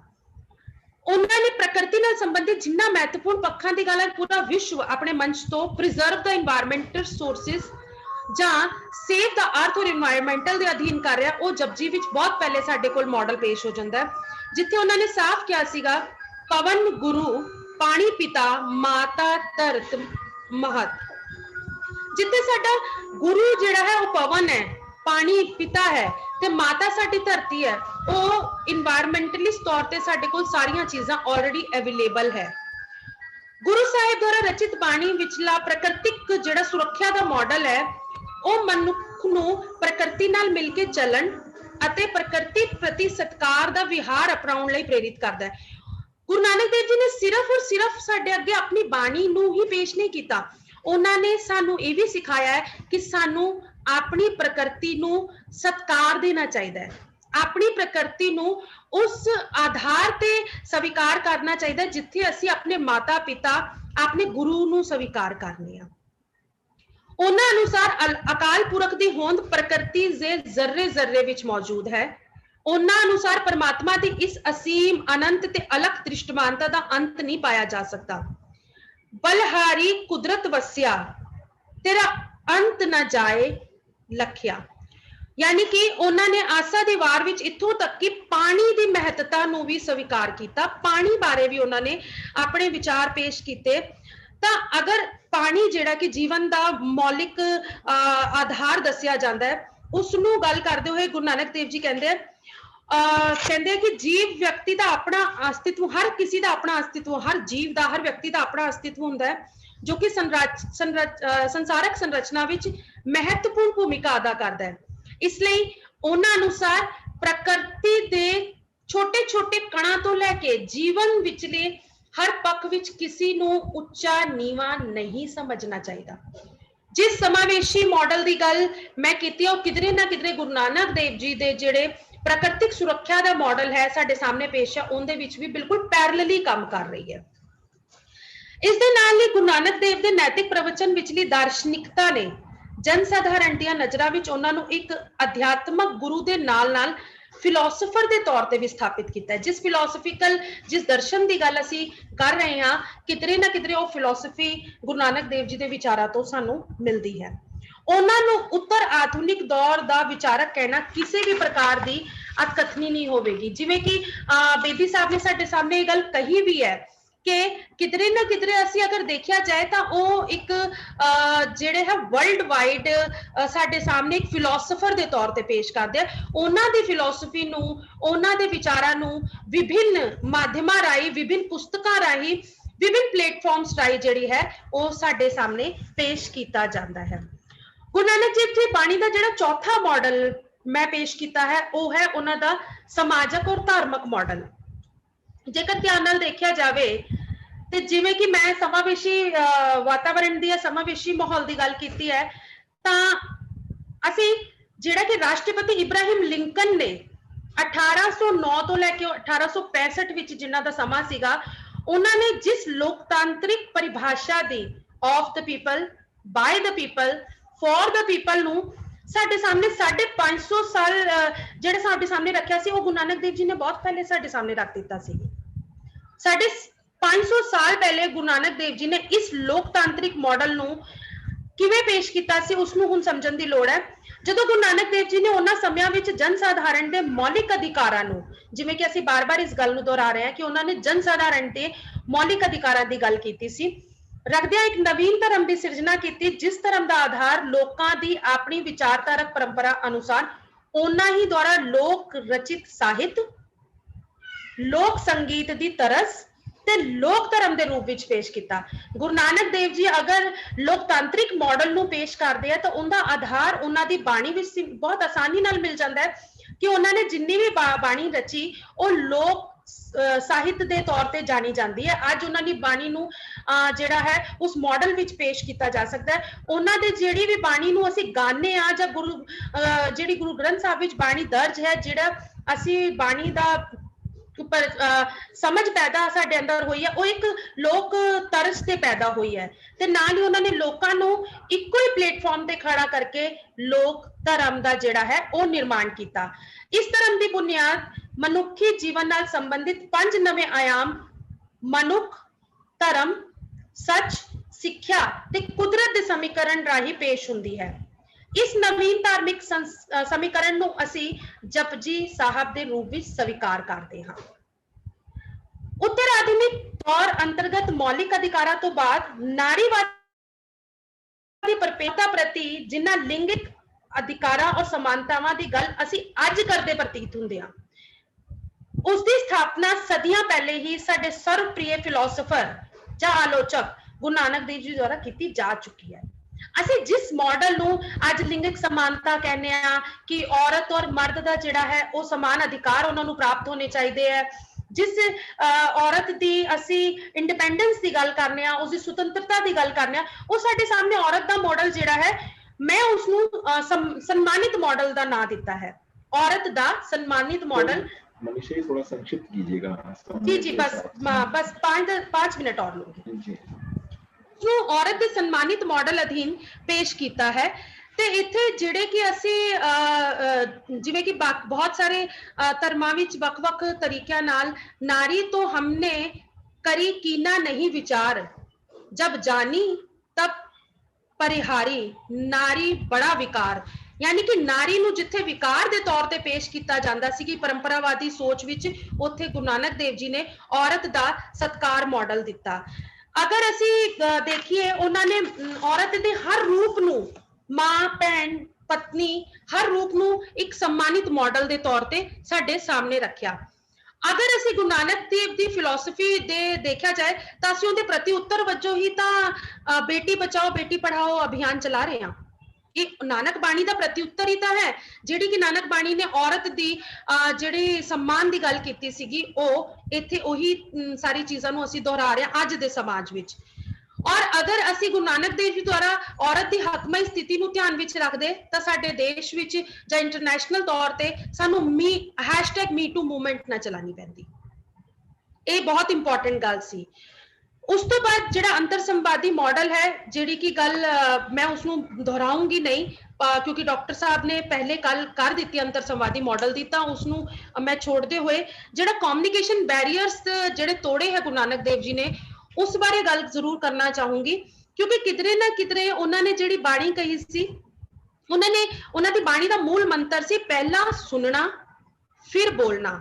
ਉਹਨਾਂ ਦੇ ਵਿਚਾਰਾਂ ਅਨੁਸਾਰ ਜੇ ਕੋਈ ਵਿਅਕਤੀ ਵਿਸ਼ੇਸ਼ ਦੇ ਵਿਚਾਰਾਂ ਨੂੰ ਸੁਣਨ ਬਾਰੇ ਪ੍ਰਾਥਮਿਕਤਾ ਦਿੰਦਾ ਹੈ ਤਾਂ ਹੀ ਉਹ ਵਾਦ ਵਿਵਾਦ ਦੀ ਪ੍ਰਕਿਰਿਆ ਵਿੱਚੋਂ ਗੁਜ਼ਰ ਸਕਦਾ ਹੈ। ਤਾਂ ਸਾਨੂੰ ਪਹਿਲੇ ਸੁਣਨਾ ਬਹੁਤ ਜ਼ਰੂਰੀ ਹੁੰਦਾ ਹੈ। ਤਾਂ ਗੁਰੂ ਨਾਨਕ ਦੇਵ ਜੀ ਦੇ ਖੁਦ ਦੇ ਜਿਹੜੇ ਬਾਣੀ ਦੇ ਸ਼ਬਦ ਹਨ, ਜਬ ਲਗ ਦੁਨੀਆ ਰਹੀਏ ਨਾਨਕ, ਕਿਛ ਸੁਣੀਏ ਕਿਛ ਕਹੀਏ ਨਾਨਕ। ਤੇ ਕਿਧਰੇ ਨਾ ਕਿਧਰੇ ਇਹ ਜਿਹੜਾ ਗੁਰਬਾਣੀ ਦਾ ਮਾਡਲ ਹੈ ਸਾਡੇ ਸਾਹਮਣੇ ਜਿਹੜਾ ਹੈ ਕਮਿਊਨੀਕੇਸ਼ਨ ਬੈਰੀਅਰਸ ਨੂੰ ਵੀ ਤੋੜਦਾ, ਜਿਸ ਕਮਿਊਨੀਕੇਸ਼ਨ ਬੈਰੀਅਰਸ ਨੂੰ ਅੱਜ ਅਸੀਂ ਸਾਇੰਟਿਫਿਕ ਤੌਰ ਤੇ ਆਪਣੇ ਬੱਚਿਆਂ ਨੂੰ ਟੈਕਨੋਲੋਜੀ ਵਿੱਚ ਪੜ੍ਹਾਉਂਦੇ ਹਾਂ, ਅਸੀਂ ਆਪਣੇ ਬੱਚਿਆਂ ਨੂੰ ਸਮਝਾਉਂਦੇ ਹਾਂ। ਤੇ ਆਪਣੀ ਗੱਲ ਨੂੰ ਇੱਕ ਵਿਰਾਮ ਚਿੰਨ੍ਹ ਦਿੰਦੇ ਹੋਏ ਮੈਂ ਇੱਕ ਪੈਰਾਗ੍ਰਾਫ ਜ਼ਰੂਰ ਪੜ੍ਹਨਾ ਚਾਹੂੰਗੀ। ਉਹ ਇਹ ਹੈ ਕਿ ਆਪ ਜੀ ਗੁਰੂ ਨਾਨਕ ਦੇਵ ਜੀ ਰੂਹਾਨੀਅਤ ਤੇ ਮੁਜੱਸਮੇ ਦੀ ਯਥਾਰਥਿਕ ਸ਼ਖਸੀਅਤ ਦੇ ਨਾਲ-ਨਾਲ ਨਾਨਕ ਤੋਂ ਗੁਰੂ ਨਾਨਕ ਦੇਵ ਜੀ ਦਾ ਸਾਰਾ ਜੀਵਨ ਨਿੱਜ ਦੀ ਭਾਵਨਾ ਤੋਂ ਪਾਰ ਮਨੁੱਖੀ ਸਰਬ ਸਾਂਝੀਵਾਲਤਾ ਨੂੰ ਸਮਰਪਿਤ ਰਿਹਾ ਹੈ।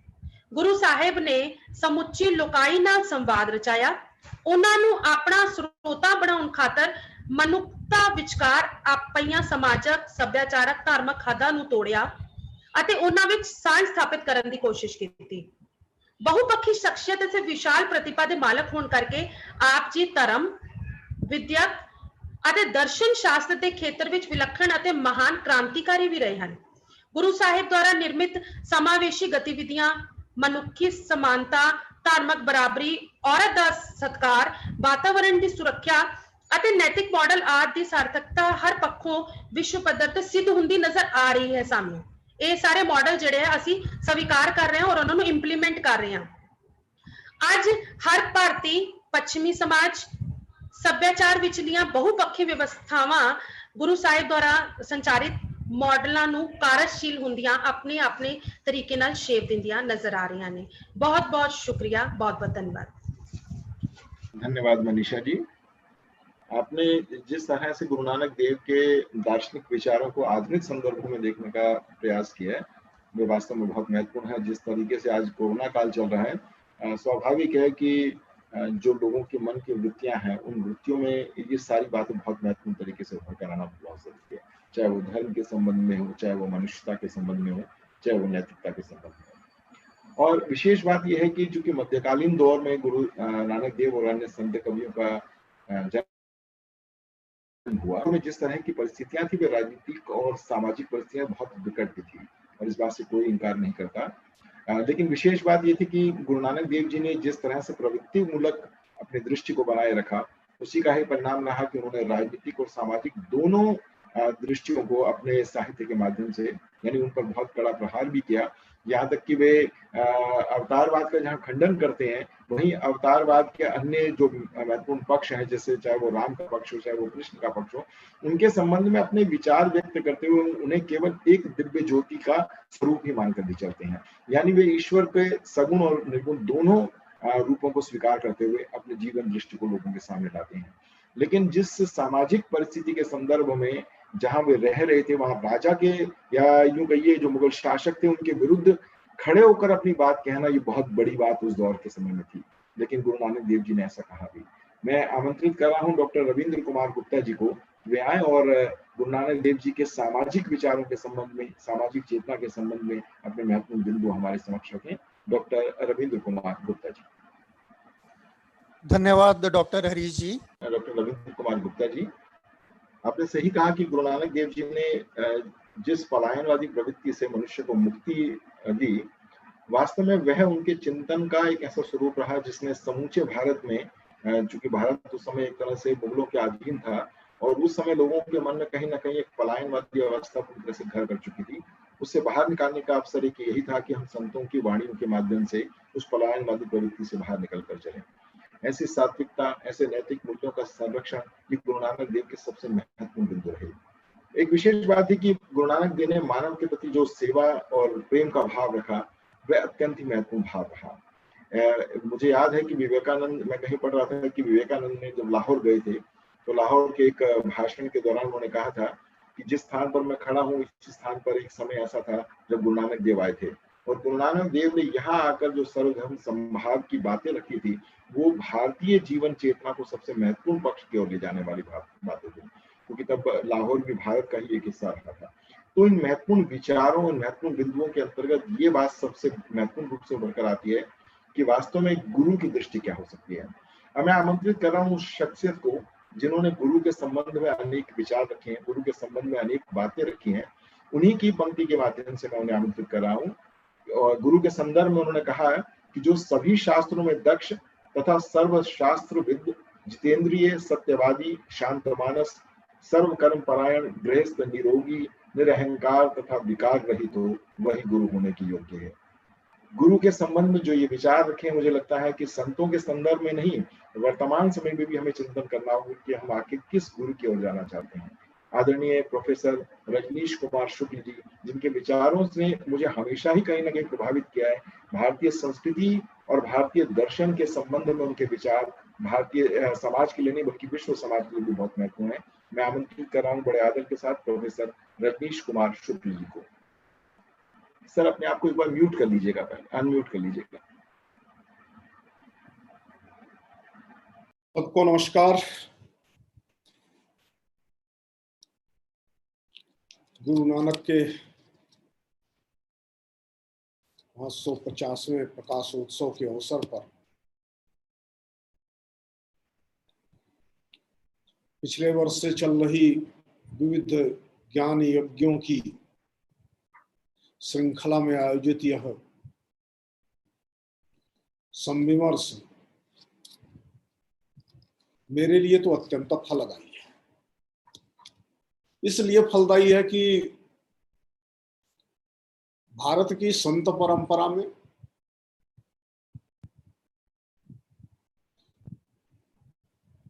जो कुछ भी महत्वपूर्ण है, वो जिस एक व्यक्ति को मैं सर्वाधिक श्रेय देता हूं अपने ज्ञान की दृष्टि से, वह श्रीमान हरमोहिंदर सिंह बेदी जी है।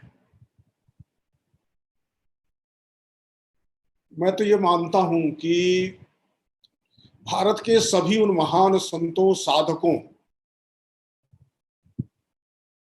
जिन्होंने शब्द को सत्ता की अभिव्यक्ति और उस अभिव्यक्ति के अनुरूप जीवन व्यवस्था की निर्मिति के साधन के रूप में स्वीकार करके देशनाएं की थी, उनका ज्ञान भी न होता दुनिया को, बोध भी न होता, यदि आदि ग्रंथ में, गुरु ग्रंथ साहिब में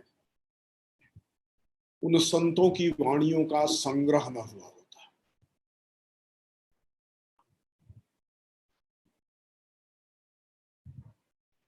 रविदास को शुद्ध रूप में जानना हो, कबीर को शुद्ध रूप में जानना हो,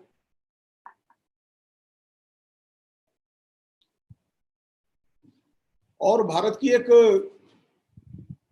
2 दर्जन से अधिक महत्वपूर्ण जो संत परंपरा है, जिसके अनुयायी तो हैं, लेकिन उनके वचन शुद्ध रूप में प्राप्त हो, इसकी जो व्यवस्था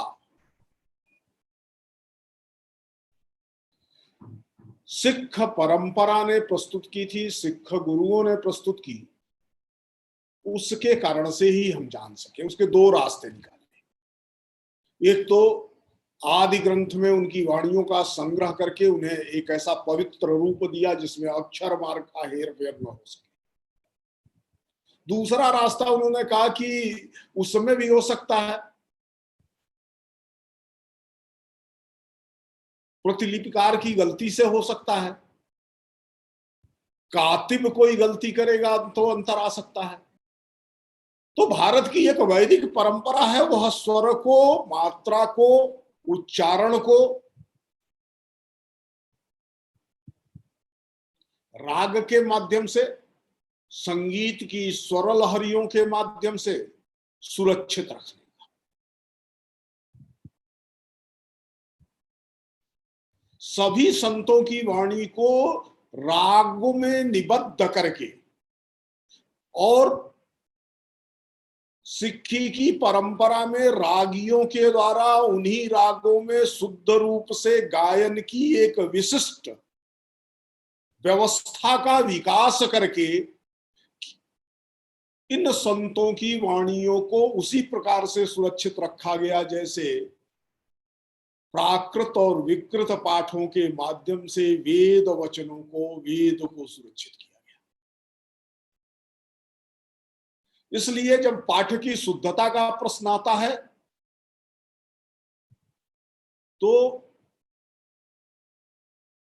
आदि ग्रंथ में संग्रहित पाठ हम सब के लिए शुद्ध पाठ का निदर्श है, पाठ की दृष्टि से। ये परंपरा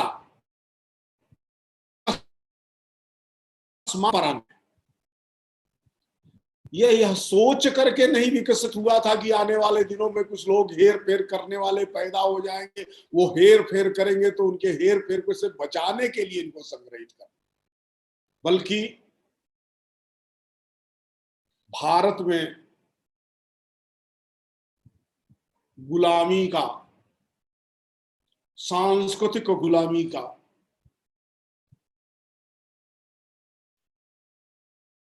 आध्यात्मिक दृष्टि से आक्रमण का, भारत की सनातन परंपरा को विधूनित करने का एक अभियान जो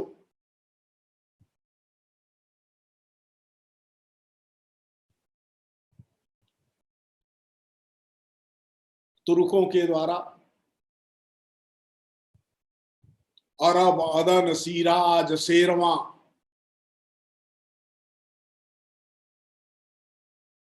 आदि भिन्न भिन्न स्थानों से एक बवंडर की तरह उठा था।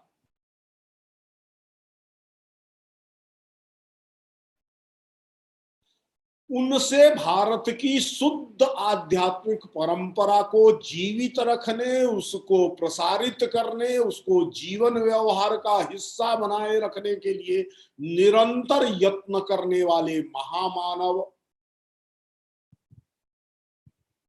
भारत की अनादि गुरु परंपरा के चैतसिक प्रकाश भास्वर स्वरूप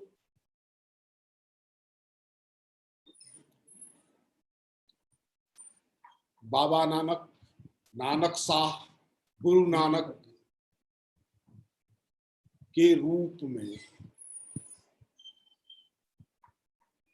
जो वचन प्रस्तुत किए गए, और सिर्फ वचन नहीं प्रस्तुत किए गए, सिर्फ वचनों का स्मरण मात्र नहीं किया गया, सिर्फ नाम जप तक केंद्रित नहीं किया, नाम जप के अनुरूप कर्म और उस कर्म का परिणाम हमारे पड़ोसी, हमारे परिवेश को सुखमय जीवन, आनंदमय जीवन और नैतिक जीवन जीने के लिए प्राप्त हो, इसकी एक विशिष्ट सरणी विकसित की गई, विशिष्ट प्रणाली विकसित की गई।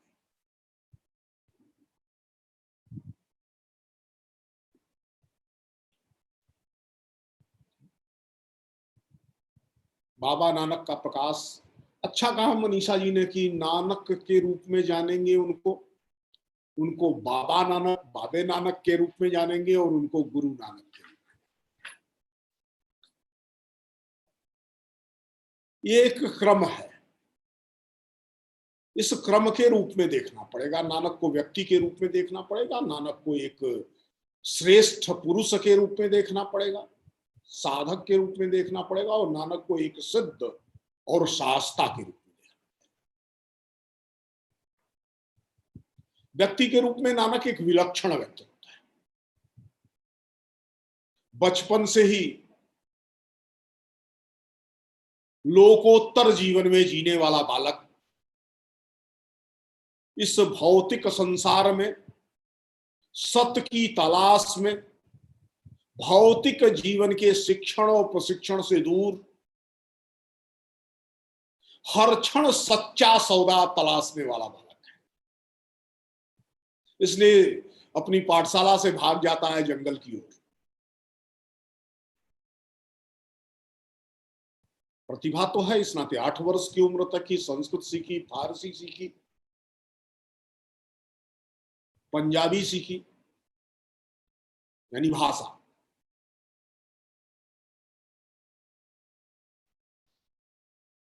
अनेक भाषाओं का ज्ञाता, 8 वर्ष की उम्र में हो जाने वाला बालक, लेकिन मन उसका पढ़ने में लगता नहीं, क्योंकि वो लोकोत्तर व्यक्तित्व था जो कागज लेखी में अपना कोई क्षण गंवाना नहीं चाहता था। परिणाम हुआ कि उसके शिक्षक घर पहुंचा देते हैं, संभालो अपना पुत्र। पिता को लगता है कि दुनिया की चाल चलन तो सीखनी ही पड़ेगी, इसलिए व्यापारी पिता उसे व्यापार में लगाने की कोशिश करते हैं, व्यापार को डुबाता है।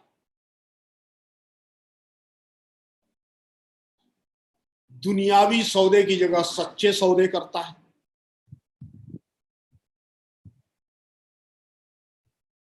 खुद तो कर्म मार्ग पर अपनी बिना पर चलता है, लेकिन घर छोड़ के वैरागी हो गए लोगों को कर्म मार्ग का उपदेश देता है। अपनी पूंजी लुटा करके भोजन कराता है, लेकिन उनको जाकर के उत्पादन करो, घर पर कर्मयोग करते हुए, नाम जपते हुए, कीरत करते हुए बांट करके भोजन करने का यत्न करो, तो यह वास्तविक साधना, इसका उपदेश करता है।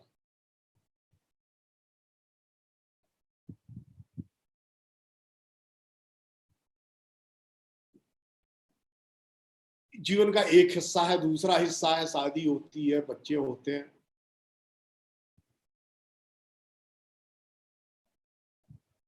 और उसके बाद से निकल पड़ता है वो दुनिया को, जो अनुभूत तथ्य है, जो प्रकाशित तथ्य है उसके अंदर, उसकी चेतना में,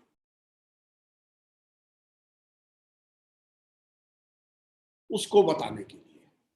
4 उदासियों की चर्चा की हरमोहिंदर सिंह जी ने। 1521 होते होते 4 बार उस काल की पूरी दुनिया,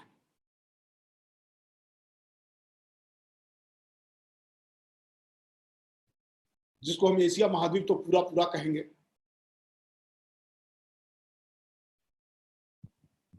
उनका चक्रमण पूरा करता है। 4 उदासियां, 4 शिष्य,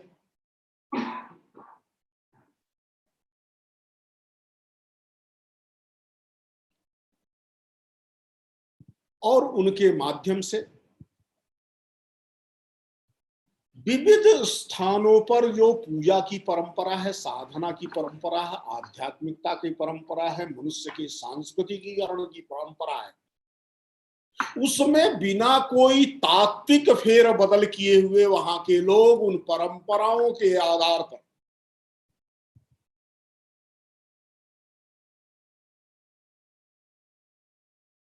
सन्मार्ग पर किस प्रकार से चल सकते हैं, इसका उपदेश करता है।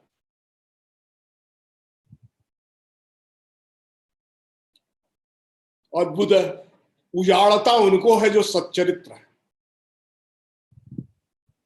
और बसा देता है उनको जो दुर्जन है। दुर्जन को जड़ बनाना और सच्चरित्र को प्रकाश की किरणों की भांति सर्वत्र विकिरण करने का यत्न, यह भारत की जो सनातन गुरु परंपरा है, जिसको भारत में लगातार यही कहा, गुरु कौन है? कालेन अनवच्छेदा, काल से जिसको बांधा नहीं जा सकता है, जिसको काल में नहीं बांधा जा सकता, उसको देश में भी नहीं बांधा जा सकता है। गुरु होने के लिए स्पेस टाइम कॉन्टिन्यूम से बाहर जाना पड़ता है। गुरु नानक का प्रकाशोत्सव इस बात की समझ के लिए 500 वर्ष बाद ही हमारे लिए महत्वपूर्ण है कि भारत की जो गुरु परंपरा है, संत परंपरा है, भारत की जो प्रकाश परंपरा है, ज्ञान परंपरा है, वह ज्ञान परंपरा स्पेस टाइम कॉन्टिन्यूम से बाहर है। इसको सच्चा सौदा समझना है तो स्पेस टाइम के स्पेस टाइम स्पेक्ट्रम से बाहर निकल करके ही समझा जा सकता है।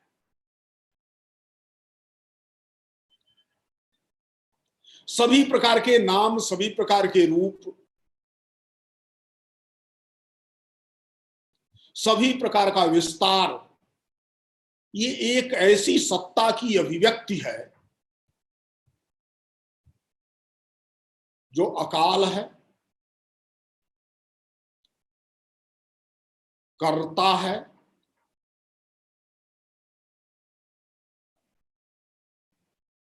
लेकिन स्वयं अकारण है। अब अकारण और कर्ता, ये दोनों वही हो सकता है जो केवल चेतना है, केवल चिन्मयता है। और जो केवल चिन्मय है वही भासित होता है हर मनुष्य के में जीवन की ज्योत के रूप में,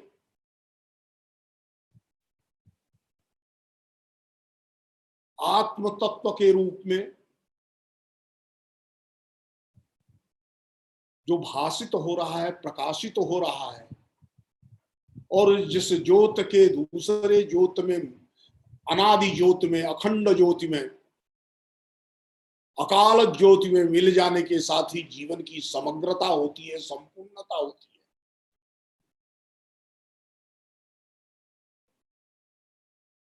इस प्रकार की जो अद्वैती दृष्टि है,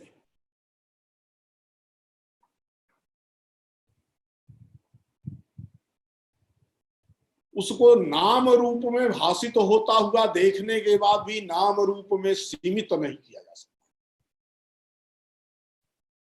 अद्भुत है ना?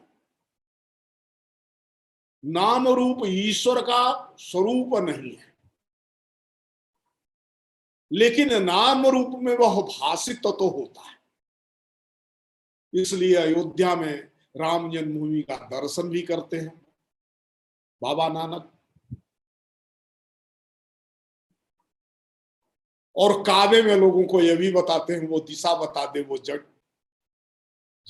जिधर खुदा का घर नहीं है। यत्र तत्र सर्वत्र, पिंड से लेके ब्रह्मांड तक एक ही चेतना है, लेकिन वह चेतना एक साथ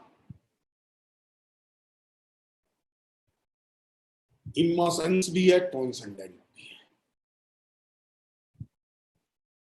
सब में भी है और सबसे परे भी है। और जो सब में है, सबसे परे है, वो सब में होने के कारण निश्चित नाम रूपात्मक नहीं है, और परे होने के कारण भी हमारे अनुभवजन्य संसार के नाम रूप से बाहर है। यही वह दृष्टि है मूलतः जो भारत की योग परंपरा प्रस्तुत करती है।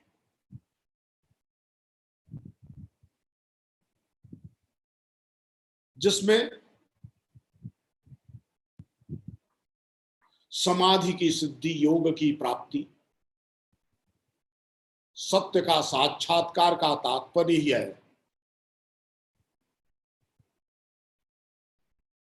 कि जुड़े जाना। देहावच्छिन्न ज्योति, देह में सीमित ज्योत, जो देश काल से परे महाज्योत है, अखंड ज्योत है, अकाल है, अजन्मा है। अखंड अकाल अजन्मा होने के बाद भी जो विश्व पुरुष है, उसके साथ उसकी एकाकारिता, उसका तादात्म्य हो जाना, उसमें विलीन हो जाना, यह पारलौकिक रूप से तो महत्वपूर्ण है ही। यह लौकिक जीवन में भी एक जीव को दूसरे जीव से जोड़ने की विधि है। इसलिए बाह्य अंतरों के, बाह्य भेदों के होते हुए कुल का भेद होगा, जाति का भेद होगा, भाषा का भेद होगा, रूप का भेद होगा, रंग का भेद होगा, कर्म का भेद होगा, ज्ञान के स्तर का भेद होगा। इन सभी भेदों को होते हुए भी, इन सभी भेदों को तात्विक रूप से संसार के संचालन के लिए आवश्यक मानते हुए भी इस भेद के आधार पर भेद दृष्टि का बर्ताव मनुष्य नहीं कर सकता है। करता है तो पाप करता है। और भेद को स्वीकार करना और इस भेद के अनुसार वर्तन करना, व्यवहार करना, यह सबसे बड़ा पाप है। इसका प्रतिपादक कोई भास्वर संत दिखाई देता है, कोई महाव्यक्तित्व दिखाई देता है, तो वह व्यक्तित्व, वह व्यक्ति, वह लोकोत्तर चरित्र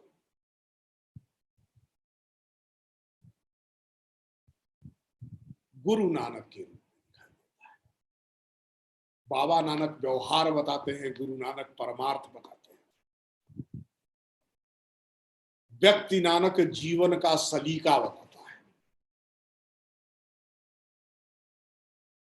और इन तीनों ही रूपों में सर्वत्र प्रकाश बिखेरना, सर्वत्र विकृतियों को दूर करते हुए सत्कृति को, सुकीरत को संस्थापित करने का यत्न,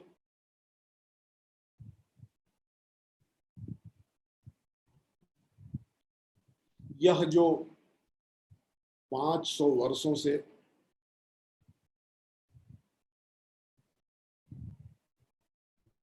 सिख परंपरा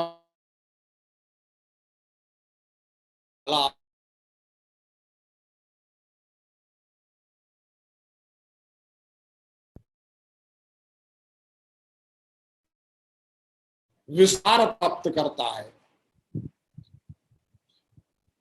तलवंडी के लोगों को सच्चा सौदा का पाठ पढ़ाते हुए हिंदुस्तान को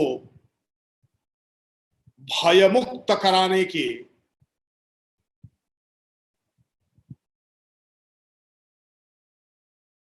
खुरासान से खुराफात पूर्वक हिंदुस्तान को भयभीत कराने वाली जो राक्षसी जीवन प्रणाली है, जो दानवी जीवन प्रणाली है, जो रक्तपात, हिंसा और विध्वंस के आधार पर विजय की दृष्टि है, उसके विरुद्ध अभय का और अभय के साथ साथ निरवैरता का, अभय और निरवैरता दोनों का योग करते हुए वीरोचित जीवन दृष्टि का प्रतिपादन करने वाला बाबा नानक।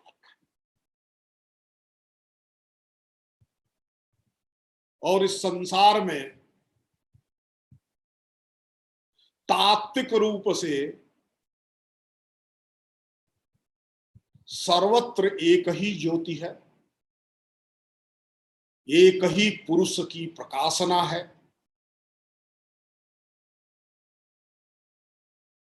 एक ही अकाल पुरुष सभी कालों में विविध नाम रूपों में भासित होता है।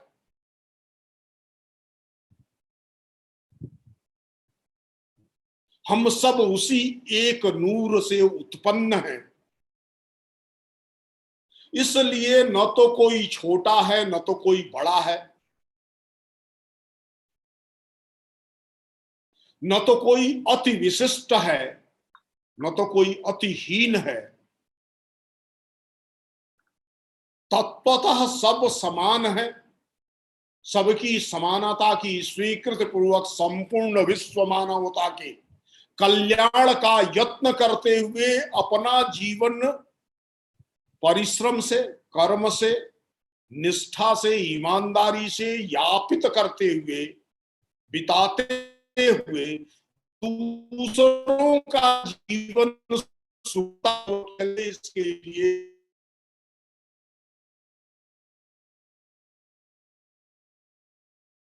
से ज्योति, आलोक ज्योति से समग्र ज्योति से जो अंश ज्योति जीव के रूप में प्रकाशित हो रही है, भासित हो रही है, उसकी सेवा करने से ही हमें तादात्म्य का बोध हो सकता है। उस ज्योति में, ज्योति रूप में मिलने का अवसर प्राप्त हो सकता है। हम कर्म बंधन से मुक्ति प्राप्त कर सकते हैं, पापों से मुक्ति प्राप्त कर सकते हैं, सतकीरति कर श्रेष्ठ गति प्राप्त कर सकते हैं। यह जो भारत की सनातन परंपरा का हार्द है, विशिष्ट प्रतिपाद्य है, उस प्रतिपाद्य को सहज, सुबोध, अविकृत, अव्यभिचरित और सर्वथा व्यवहार रूप में, जीवन दर्शन के रूप में, धर्म के रूप में, धर्म दृष्टि के रूप में प्रतिपादित करने वाला कोई महनीय पुरुष दिखाई देता है। मध्यकाल के अंदर कोई व्यक्ति, अंधेरे के कालखंड में जब सर्वत्र भय का वातावरण था, सर्वत्र आतंक के परिणाम स्वरूप भयभीत हिंदुस्तान में विकृतियां बढ़ रही थी, उसमें संस्कृतिमय जीवन, संस्कारमय जीवन, स्वयं के लिए श्रेष्ठ रास्ते का चुनाव करते हुए अन्यों के लिए श्रेष्ठ रास्ते की निर्मित में सहायक होने वाले मनुष्य के जीवन का प्रकाश करने वाले, देशना करने वाले, उपदेश करने वाले गुरु नानक अपनी वाणी के प्रकाश से, अपनी कीरत के प्रकाश से हम सब के जीवन को, संपूर्ण मानवता के जीवन को भेद और द्वेष दोनों से मुक्त जीवन की निर्मिति के लिए सहायक रहेंगे। निश्चित रूप से कोरोना के कालखंड में उनके द्वारा प्रतिपादित रास्ता और भी महत्वपूर्ण है, जब बहुत उत्तरदायी जीवन की आवश्यकता आ गई है। अपने प्रति भी उत्तरदायी है, परिवार के प्रति भी उत्तरदायी है और अपने परिवेश के प्रति भी हमारी गतिविधियों से किसी को कोई कष्ट न हो, जाने अनजाने। और इस कालखंड में, इस कठिनाई के कालखंड में, नए किस्म के सभ्यता जनित संकटों के बीच जो शाश्वत तात्विक सनातन जीवन दृष्टि है, वही इन सभ्यता के संकटों से निजात दिला सकती है। और निजात दिलाने का तरीका, एकमात्र तरीका वही है, कीरत करो, भंड छको, नाम जपो। कर्म करते रहना है, बांट करके खाना है, और उस परम ज्योति की, उस अकाल पुरुष की, उस वैश्विक नूर की, ब्रह्मांड नूर की उपासना में उसका स्मरण करते रहना है। शायद 1/10 स्मरण, समय का 1/10 स्मरण में खर्च करना और आय का 1/10 समाज में, लोगों में वितरण में खर्च करना, यह इस कालखंड के लिए सर्वाधिक महत्वपूर्ण हो गया है। क्योंकि जब लालच और अहंकार की दो सभ्यताएं टकरा करके संपूर्ण मानवता के सामने संकट पैदा कर रही हैं, पूर्व और पश्चिम से लालच और अहंकार की सभ्यताओं की टकराहट के बीच निरहंकारिता का जीवन, दयनीयता का जीवन दिखाई दे रहा है। ऐसे में वितरण पूर्वक उपभोग, त्याग पूर्वक उपभोग और स्मरण पूर्वक कर्म, यह भारत की जो सनातन उपदेश परंपरा है, जो गुरु नानक की वाणी से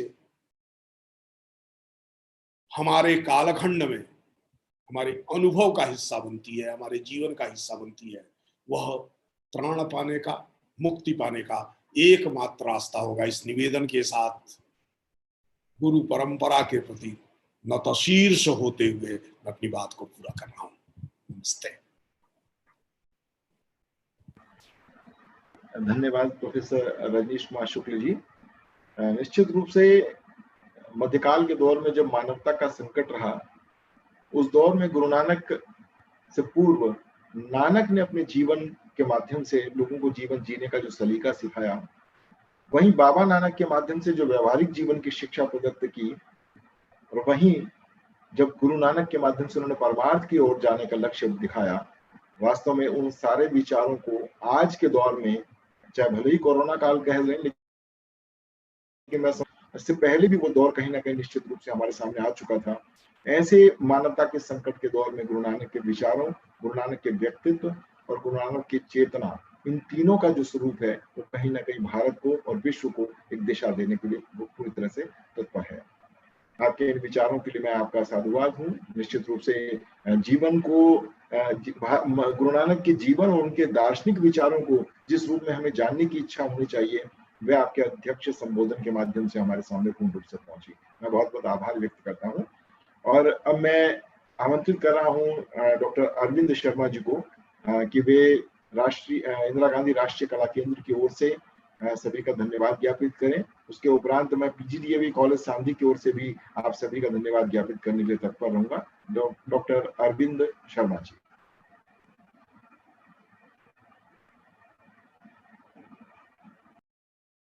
अरविंद जी अनम्यूट हो जाएं।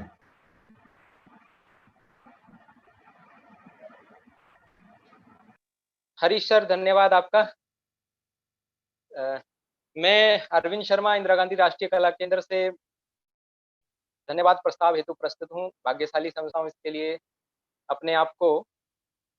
सर्वप्रथम मैं धन्यवाद देना चाहूंगा प्रोफेसर हरमिंदर सिंह बेदी जी को, जो कि कुलाधिपति हैं केंद्रीय विश्वविद्यालय हिमाचल प्रदेश के। सर, आपने अनेक ऐतिहासिक उदाहरणों को रखते हुए श्री गुरु नानक देव जी के द्वारा फैलाई गई सामाजिक और दार्शनिक चेतना के बारे में हमें बताया। आपने मध्यकाल के अनेक कवियों तथा अनेकानेक प्रतिष्ठित विद्वानों, लेखकों के विचारों को भी हम श्रोताओं के साथ साझा किया। आपने नानक जी के विषय में अनेक सारी बातें हमें बताई। आप इस ऑनलाइन व्याख्यान में हमारे आह्वान पर प्रस्तुत हुए, इसके लिए आपका आभार, धन्यवाद। डॉक्टर मनीषा बत्रा जी हमारे बीच में उपस्थित हैं। मैडम, आपने उत्तर आधुनिक प्रसंग में गुरु नानक की वाणी के विषयों को केंद्रित करते हुए अपने विचार प्रस्तुत किए। आपने समानता समरसता की बात की। गुरु नानक की शिक्षाओं को वर्तमान की शिक्षा नीति के साथ जोड़कर आपने प्रस्तुत किया। अनेक वाणी के मॉडल जो है आपने श्रोताओं के सम्मुख रखे। आपके इस उद्बोधन के लिए हम आपके आभारी हैं। आईजीएनसी की तरफ से मैं आपका धन्यवाद देना चाहूंगा। डॉक्टर रविंद्र कुमार गुप्ता जी, जो कि प्राचार्य हैं पीजीडीएवी कॉलेज दिल्ली विश्वविद्यालय के, सर आपका आईजीएनसी की तरफ से मैं आभार व्यक्त करता हूं, क्योंकि आईजीएनसी के साथ मिलकर इस ऑनलाइन व्याख्यान को क्रियान्वित करने के लिए हमें आपका निरंतर सहयोग मिला है। और इसके साथ ही साथ आपने अपने महत्वपूर्ण विचार भी जो है श्रोताओं के साथ साझा किए। इसके लिए मैं आपका बहुत बहुत आभारी हूं। आईजीएनसी के तरफ से आपका धन्यवाद देना चाहूंगा। हमारे बीच में कृपा पूर्वक उपस्थित हैं महात्मा गांधी अंतर्राष्ट्रीय हिंदी विश्वविद्यालय के कुलपति प्रोफेसर रजनीश कुमार शुक्ल जी। आपने इस व्याख्यान की अध्यक्षता को स्वीकार करके, हमारा जो है निमंत्रण स्वीकार करके हमें जो है लाभान्वित किया। सर, इसके लिए आपका बहुत बहुत आभार। आपकी इस गरिमामयी उपस्थिति और आशीर्वचन के लिए इंदिरा गांधी राष्ट्रीय कला केंद्र आपका आभारी है। मैं आपका बहुत धन्यवाद करता हूं। नमस्कार सर। अखिल भारतीय साहित्य परिषद की तरफ से हमारे बीच में उपस्थित हैं श्री प्रवीण आर्य जी।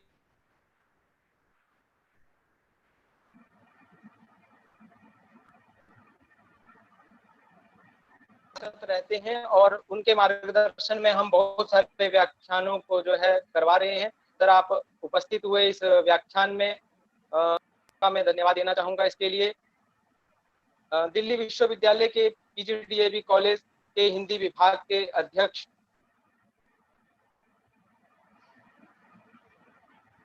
अरविंद जी, अनम्यूट कर लीजिए अपने आप को।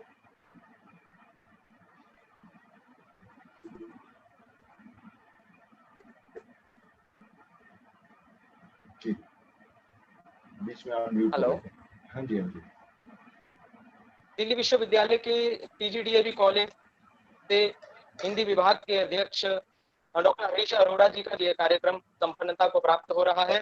इसके अतिरिक्त संस्कृति मंत्रालय भारत सरकार के भी हम आभारी हैं, जिनके सहयोग से ही ये गुरु नानक को समर्पित ये सभी कार्यक्रम जो है संभव हो पा रहे हैं। पीजीडीएवी कॉलेज दिल्ली विश्वविद्यालय की तरफ से मैं धन्यवाद देना चाहूंगा, कॉलेज प्रशासन का। और आईजीएनसी के सदस्य सचिव आदरणीय डॉक्टर सच्चिदानंद जोशी जी का भी मैं आभारी हूं, जिनके नेतृत्व और मार्गदर्शन में हम आज तक श्री गुरु नानक देव जी को समर्पित अनेक व्याख्यान, समागम, प्रदर्शनी, प्रकाशन तथा संगीत संध्याओं का आयोजन सफलतापूर्वक कर पाए हैं। आईजीएनसी के डिप्टी सेक्रेटरी श्री भारत भूषण शर्मा जी तथा गुरु नानक के कार्यक्रमों के जो चीफ कोऑर्डिनेटर हैं डॉक्टर अचल पंड्या जी, उनका भी मैं आभार व्यक्त करना चाहूंगा।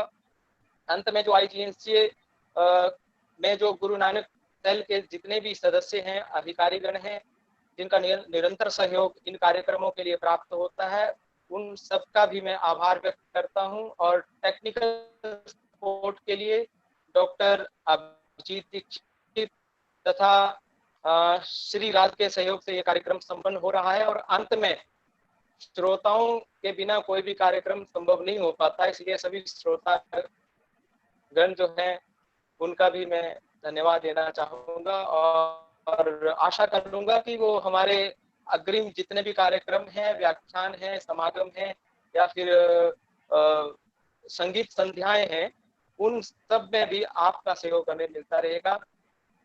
हरीश सर, आपको अपना माइक देता हूँ। धन्यवाद अरविंद जी। और इंदिरा गांधी राष्ट्रीय कला केंद्र की ओर से आपने जो धन्यवाद ज्ञापित किया, ये मेरा दायित्व बनता है कि मैं पीजीडीएवी कॉलेज सांधे की ओर से भी आप सभी का आभार व्यक्त करूं।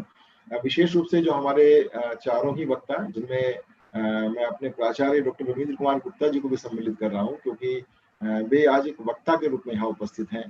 प्रोफेसर रजनीश कुमार शुक्ल जी, जिनके विचारों और जिनके मुख्य रूप से अगर मैं देखूं तो उनके विचारों से लगातार मैं प्रभावित पहले से भी होता रहा हूँ। उनके अनेक ऐसे यूट्यूब चैनल्स पर जो मैं लगातार उनके व्याख्यान सुनता रहा हूँ, और आजकल कोरोना काल के दौर में जिस तरह से उनके व्याख्यान नियमित रूप से आ रहे हैं, उन सारे व्याख्यानों को सुनने के उपरांत एक चीज मैंने महसूस की है कि भले ही भारत की परिस्थितियां या विश्व की परिस्थितियां किसी भी संकट काल के दौर में क्यों ना चली जाएं, लेकिन भारत में जो शुद्ध आध्यात्मिकता निरंतर प्रवाहित होकर आज तक चली आ रही है, कहीं ना कहीं वो व्यक्ति के जीवन को, व्यक्ति के आंतरिक तत्व को पूरी तरह से संबल प्रदान करके, शायद यही कारण है कि आज भारत की स्थितियां विश्व के अन्य राष्ट्रों की स्थितियों से कहीं भिन्न स्थितियों के रूप में बनी हुई है। मैं प्रोफेसर रजनीश कुमार शुक्ल का बहुत बहुत आभार व्यक्त करता हूं कि बहुत कम समय में उनसे जब मैंने बात की तो उन्होंने तुरंत अपनी स्वीकृति इस कार्यक्रम के लिए अपनी प्रदान की। प्रोफेसर हरमहिंदर सिंह बेदी, उनसे तो निरंतर मैं यूं कहूं कि मैं उनका एकलव्य की भांति शिष्य हूं, तो कोई दो राय नहीं होगी। निरंतर उनकी पुस्तकों के माध्यम से, उनके व्याख्यानों के माध्यम से उनसे लगातार मैं परिचित होता रहा हूं, और मैं बहुत जब छोटी उम्र का था, जब विद्यार्थी था, तब से लेकर अब तक मैं उनके विचारों से लगातार, उनके साहित्य के माध्यम से भी परिचित होता रहा हूं। मैं प्रोफेसर हरमहिंदर सिंह बेदी जी का भी बहुत बहुत आभार व्यक्त करता हूँ। डॉक्टर मनीषा बत्रा जी का आभार कैसे व्यक्त करूं, मुझे समझ नहीं आ रहा। कई बार तो मैं ये मानता हूँ कि वो दिल्ली विश्वविद्यालय के परिवार से संबद्ध हैं। हमारे कॉलेज में जब भी किसी आयोजन के लिए उन्हें आमंत्रित करता हूँ तो वे तुरंत उस कार्यक्रम के लिए अपनी स्वीकृति प्रदान, न केवल स्वीकृति प्रदान करती हैं, बल्कि एक पारिवारिक कार्यक्रम की तरह उसमें अपनी पूरी सहभागिता भी वे प्रदत्त करती हैं। फिर भी आज एक वक्ता के रूप में हमारे सामने वहाँ उपस्थित हैं, एक विदुषी महिला है डॉक्टर मनीषा बत्रा, मैं उनका भी बहुत बहुत आभार व्यक्त करता हूँ। मैं आभार व्यक्त करता हूँ डॉक्टर रविंद्र कुमार गुप्ता जी का कि मैं उन्हें कई बार धर्म संकट की स्थितियों में भी डाल देता हूँ। जिस विषय से उनका कोई संबंध नहीं होता, वे उस विषय पर भी किस तरीके से अपनी बात रखते हैं, किस तरीके से उन विषय से संबद्ध बिंदुओं को अपने साथ संकलित करके लाते हैं, ये एक आयोजन के माध्यम से ही संभव हो पाता है। और मुझे लगता है कि डॉक्टर रविंद्र कुमार गुप्ता जब भी कॉलेज के किसी कार्यक्रम में उपस्थित होते हैं तो कार्यक्रम सुनने वाले लोगों को अक्सर ये लगता है शायद ये उसी कार्यक्रम के लिए के विभाग से संबद्ध होंगे। जब राजनीति विज्ञान से संबद्ध कोई कार्यक्रम होता है तो लोग मानते हैं राजनीति विज्ञान के ही प्रोफेसर होंगे। और आज आप जब उनके व्याख्यान को, उनके विचारों को सुन रहे थे, आप महसूस कर रहे होंगे कि शायद गुरु नानक देव से संबंधित, उनके जीवन, उनके समाज दर्शन से संबंधित जितने भी बिंदु उनके पास थे, वे बिंदु सामान्य तौर पर बहुत कम विद्वानों के पास होते हैं। तो मैं डॉक्टर रविंद्र कुमार गुप्ता जी का भी बहुत बहुत आभार व्यक्त कर रहा हूँ। मैं आभार व्यक्त करता हूँ इंदिरा गांधी राष्ट्रीय कला केंद्र के उन समस्त अधिकारियों का, उन समस्त सहभागियों का, जो एक परिवार की तरह आज हमसे जुड़कर इस कार्यक्रम का आयोजन करने में अपनी भूमिका निभा रहे हैं। विशेष रूप से डॉक्टर अरविंद शर्मा जी, राजदीप सिंह जी, अचल जी, ये सभी वो लोग हैं जिनके साथ हमारा एक लंबा संबंध रहा है, और पूरी एक श्रृंखला के रूप में हम गुरु नानक देव जी के जिन विचारों को आज संकलित कर रहे हैं, मैं समझता हूं कि आने वाले समय में वे जब पुस्तक के रूप में प्रकाशित होकर लोगों के पास पहुंचेंगे तो निश्चित रूप से गुरु नानक देव जी के विचारों को हम विश्व स्तर पर पहुंचाने में अपनी भूमिका भी निभा सकते हैं। मैं आभार व्यक्त करता हूं अखिल भारतीय साहित्य परिषद के डॉक्टर प्रवीण आर्य जी का, और अखिल भारतीय साहित्य परिषद परिवार के बहुत सारे लोग मुझे यहाँ दिखाई दे रहे हैं, उन सबका भी आभार व्यक्त करता हूँ कि निरंतर भारतीय संस्कृति के संपोषण में लगे हुए हैं। साहित्य, भारतीय हिंदी साहित्य की बात नहीं कर रहा, बल्कि भारतीय भाषाओं के समस्त साहित्य के प्रति उनकी जो विचारणा है, उनकी जो चेतना है, उसे वो लगातार भारतीय संस्कृति को और उसके संरक्षण में अपनी भूमिका निभा रहे हैं। मैं उनका भी आभार व्यक्त करता हूँ। मैं आभार व्यक्त करता हूँ पीजीडीएवी कॉलेज सांधे के और पीजीडीएवी कॉलेज से इतर जो अन्य महाविद्यालयों के बहुत सारे प्राध्यापक, बहुत सारे विद्यार्थी, बहुत सारे शोधार्थी जो यहाँ जुड़े हुए हैं। डॉक्टर आशा रानी है, doctor Meena Sharma, doctor Balwant, doctor Beena Meena, doctor Shruti Ranjana Mishra और समस्त विभाग के अन्य साथी मेरे, जो लगातार हम जब कार्यक्रमों का आयोजन करते हैं तो उसमें बढ़ चढ़ कर न केवल हिस्सा लेते हैं, लेकिन चूंकि बहुत सारे विद्यार्थियों की समस्या आजकल तकनीकी समस्या है और वो उस कारण से जुड़ नहीं पाते, तो उनके संज्ञान में मैं ये बात ले आऊं कि इस कार्यक्रम का बाद में रिकॉर्डिंग जब होगी तो उसे हम साधना टीवी और साधना गोल्ड चैनल के माध्यम से उनका प्रसारण भी करेंगे। और उसके लिए प्रवीण आर्य जी जो पूरी भूमिका इसमें निभा कर चल रहे हैं, मैं सभी विद्यार्थियों को जब भी वह प्रसारण का जब समय आएगा तो उसकी मैं पूरी लिंक भी उपलब्ध कराऊंगा, और ये लिंक आपके पास पहुंचने के बाद आप उस कार्यक्रम को सहज रूप से देख भी पाएंगे। आप सभी का आभार। एक ओंकार सतनाम करता पुरख निरपौ निर्वैर अकाल मूरत अजूनी सहवं गुर प्रसाद जप आद सच जुगाद सच है भी सच नानक होसी भी सच।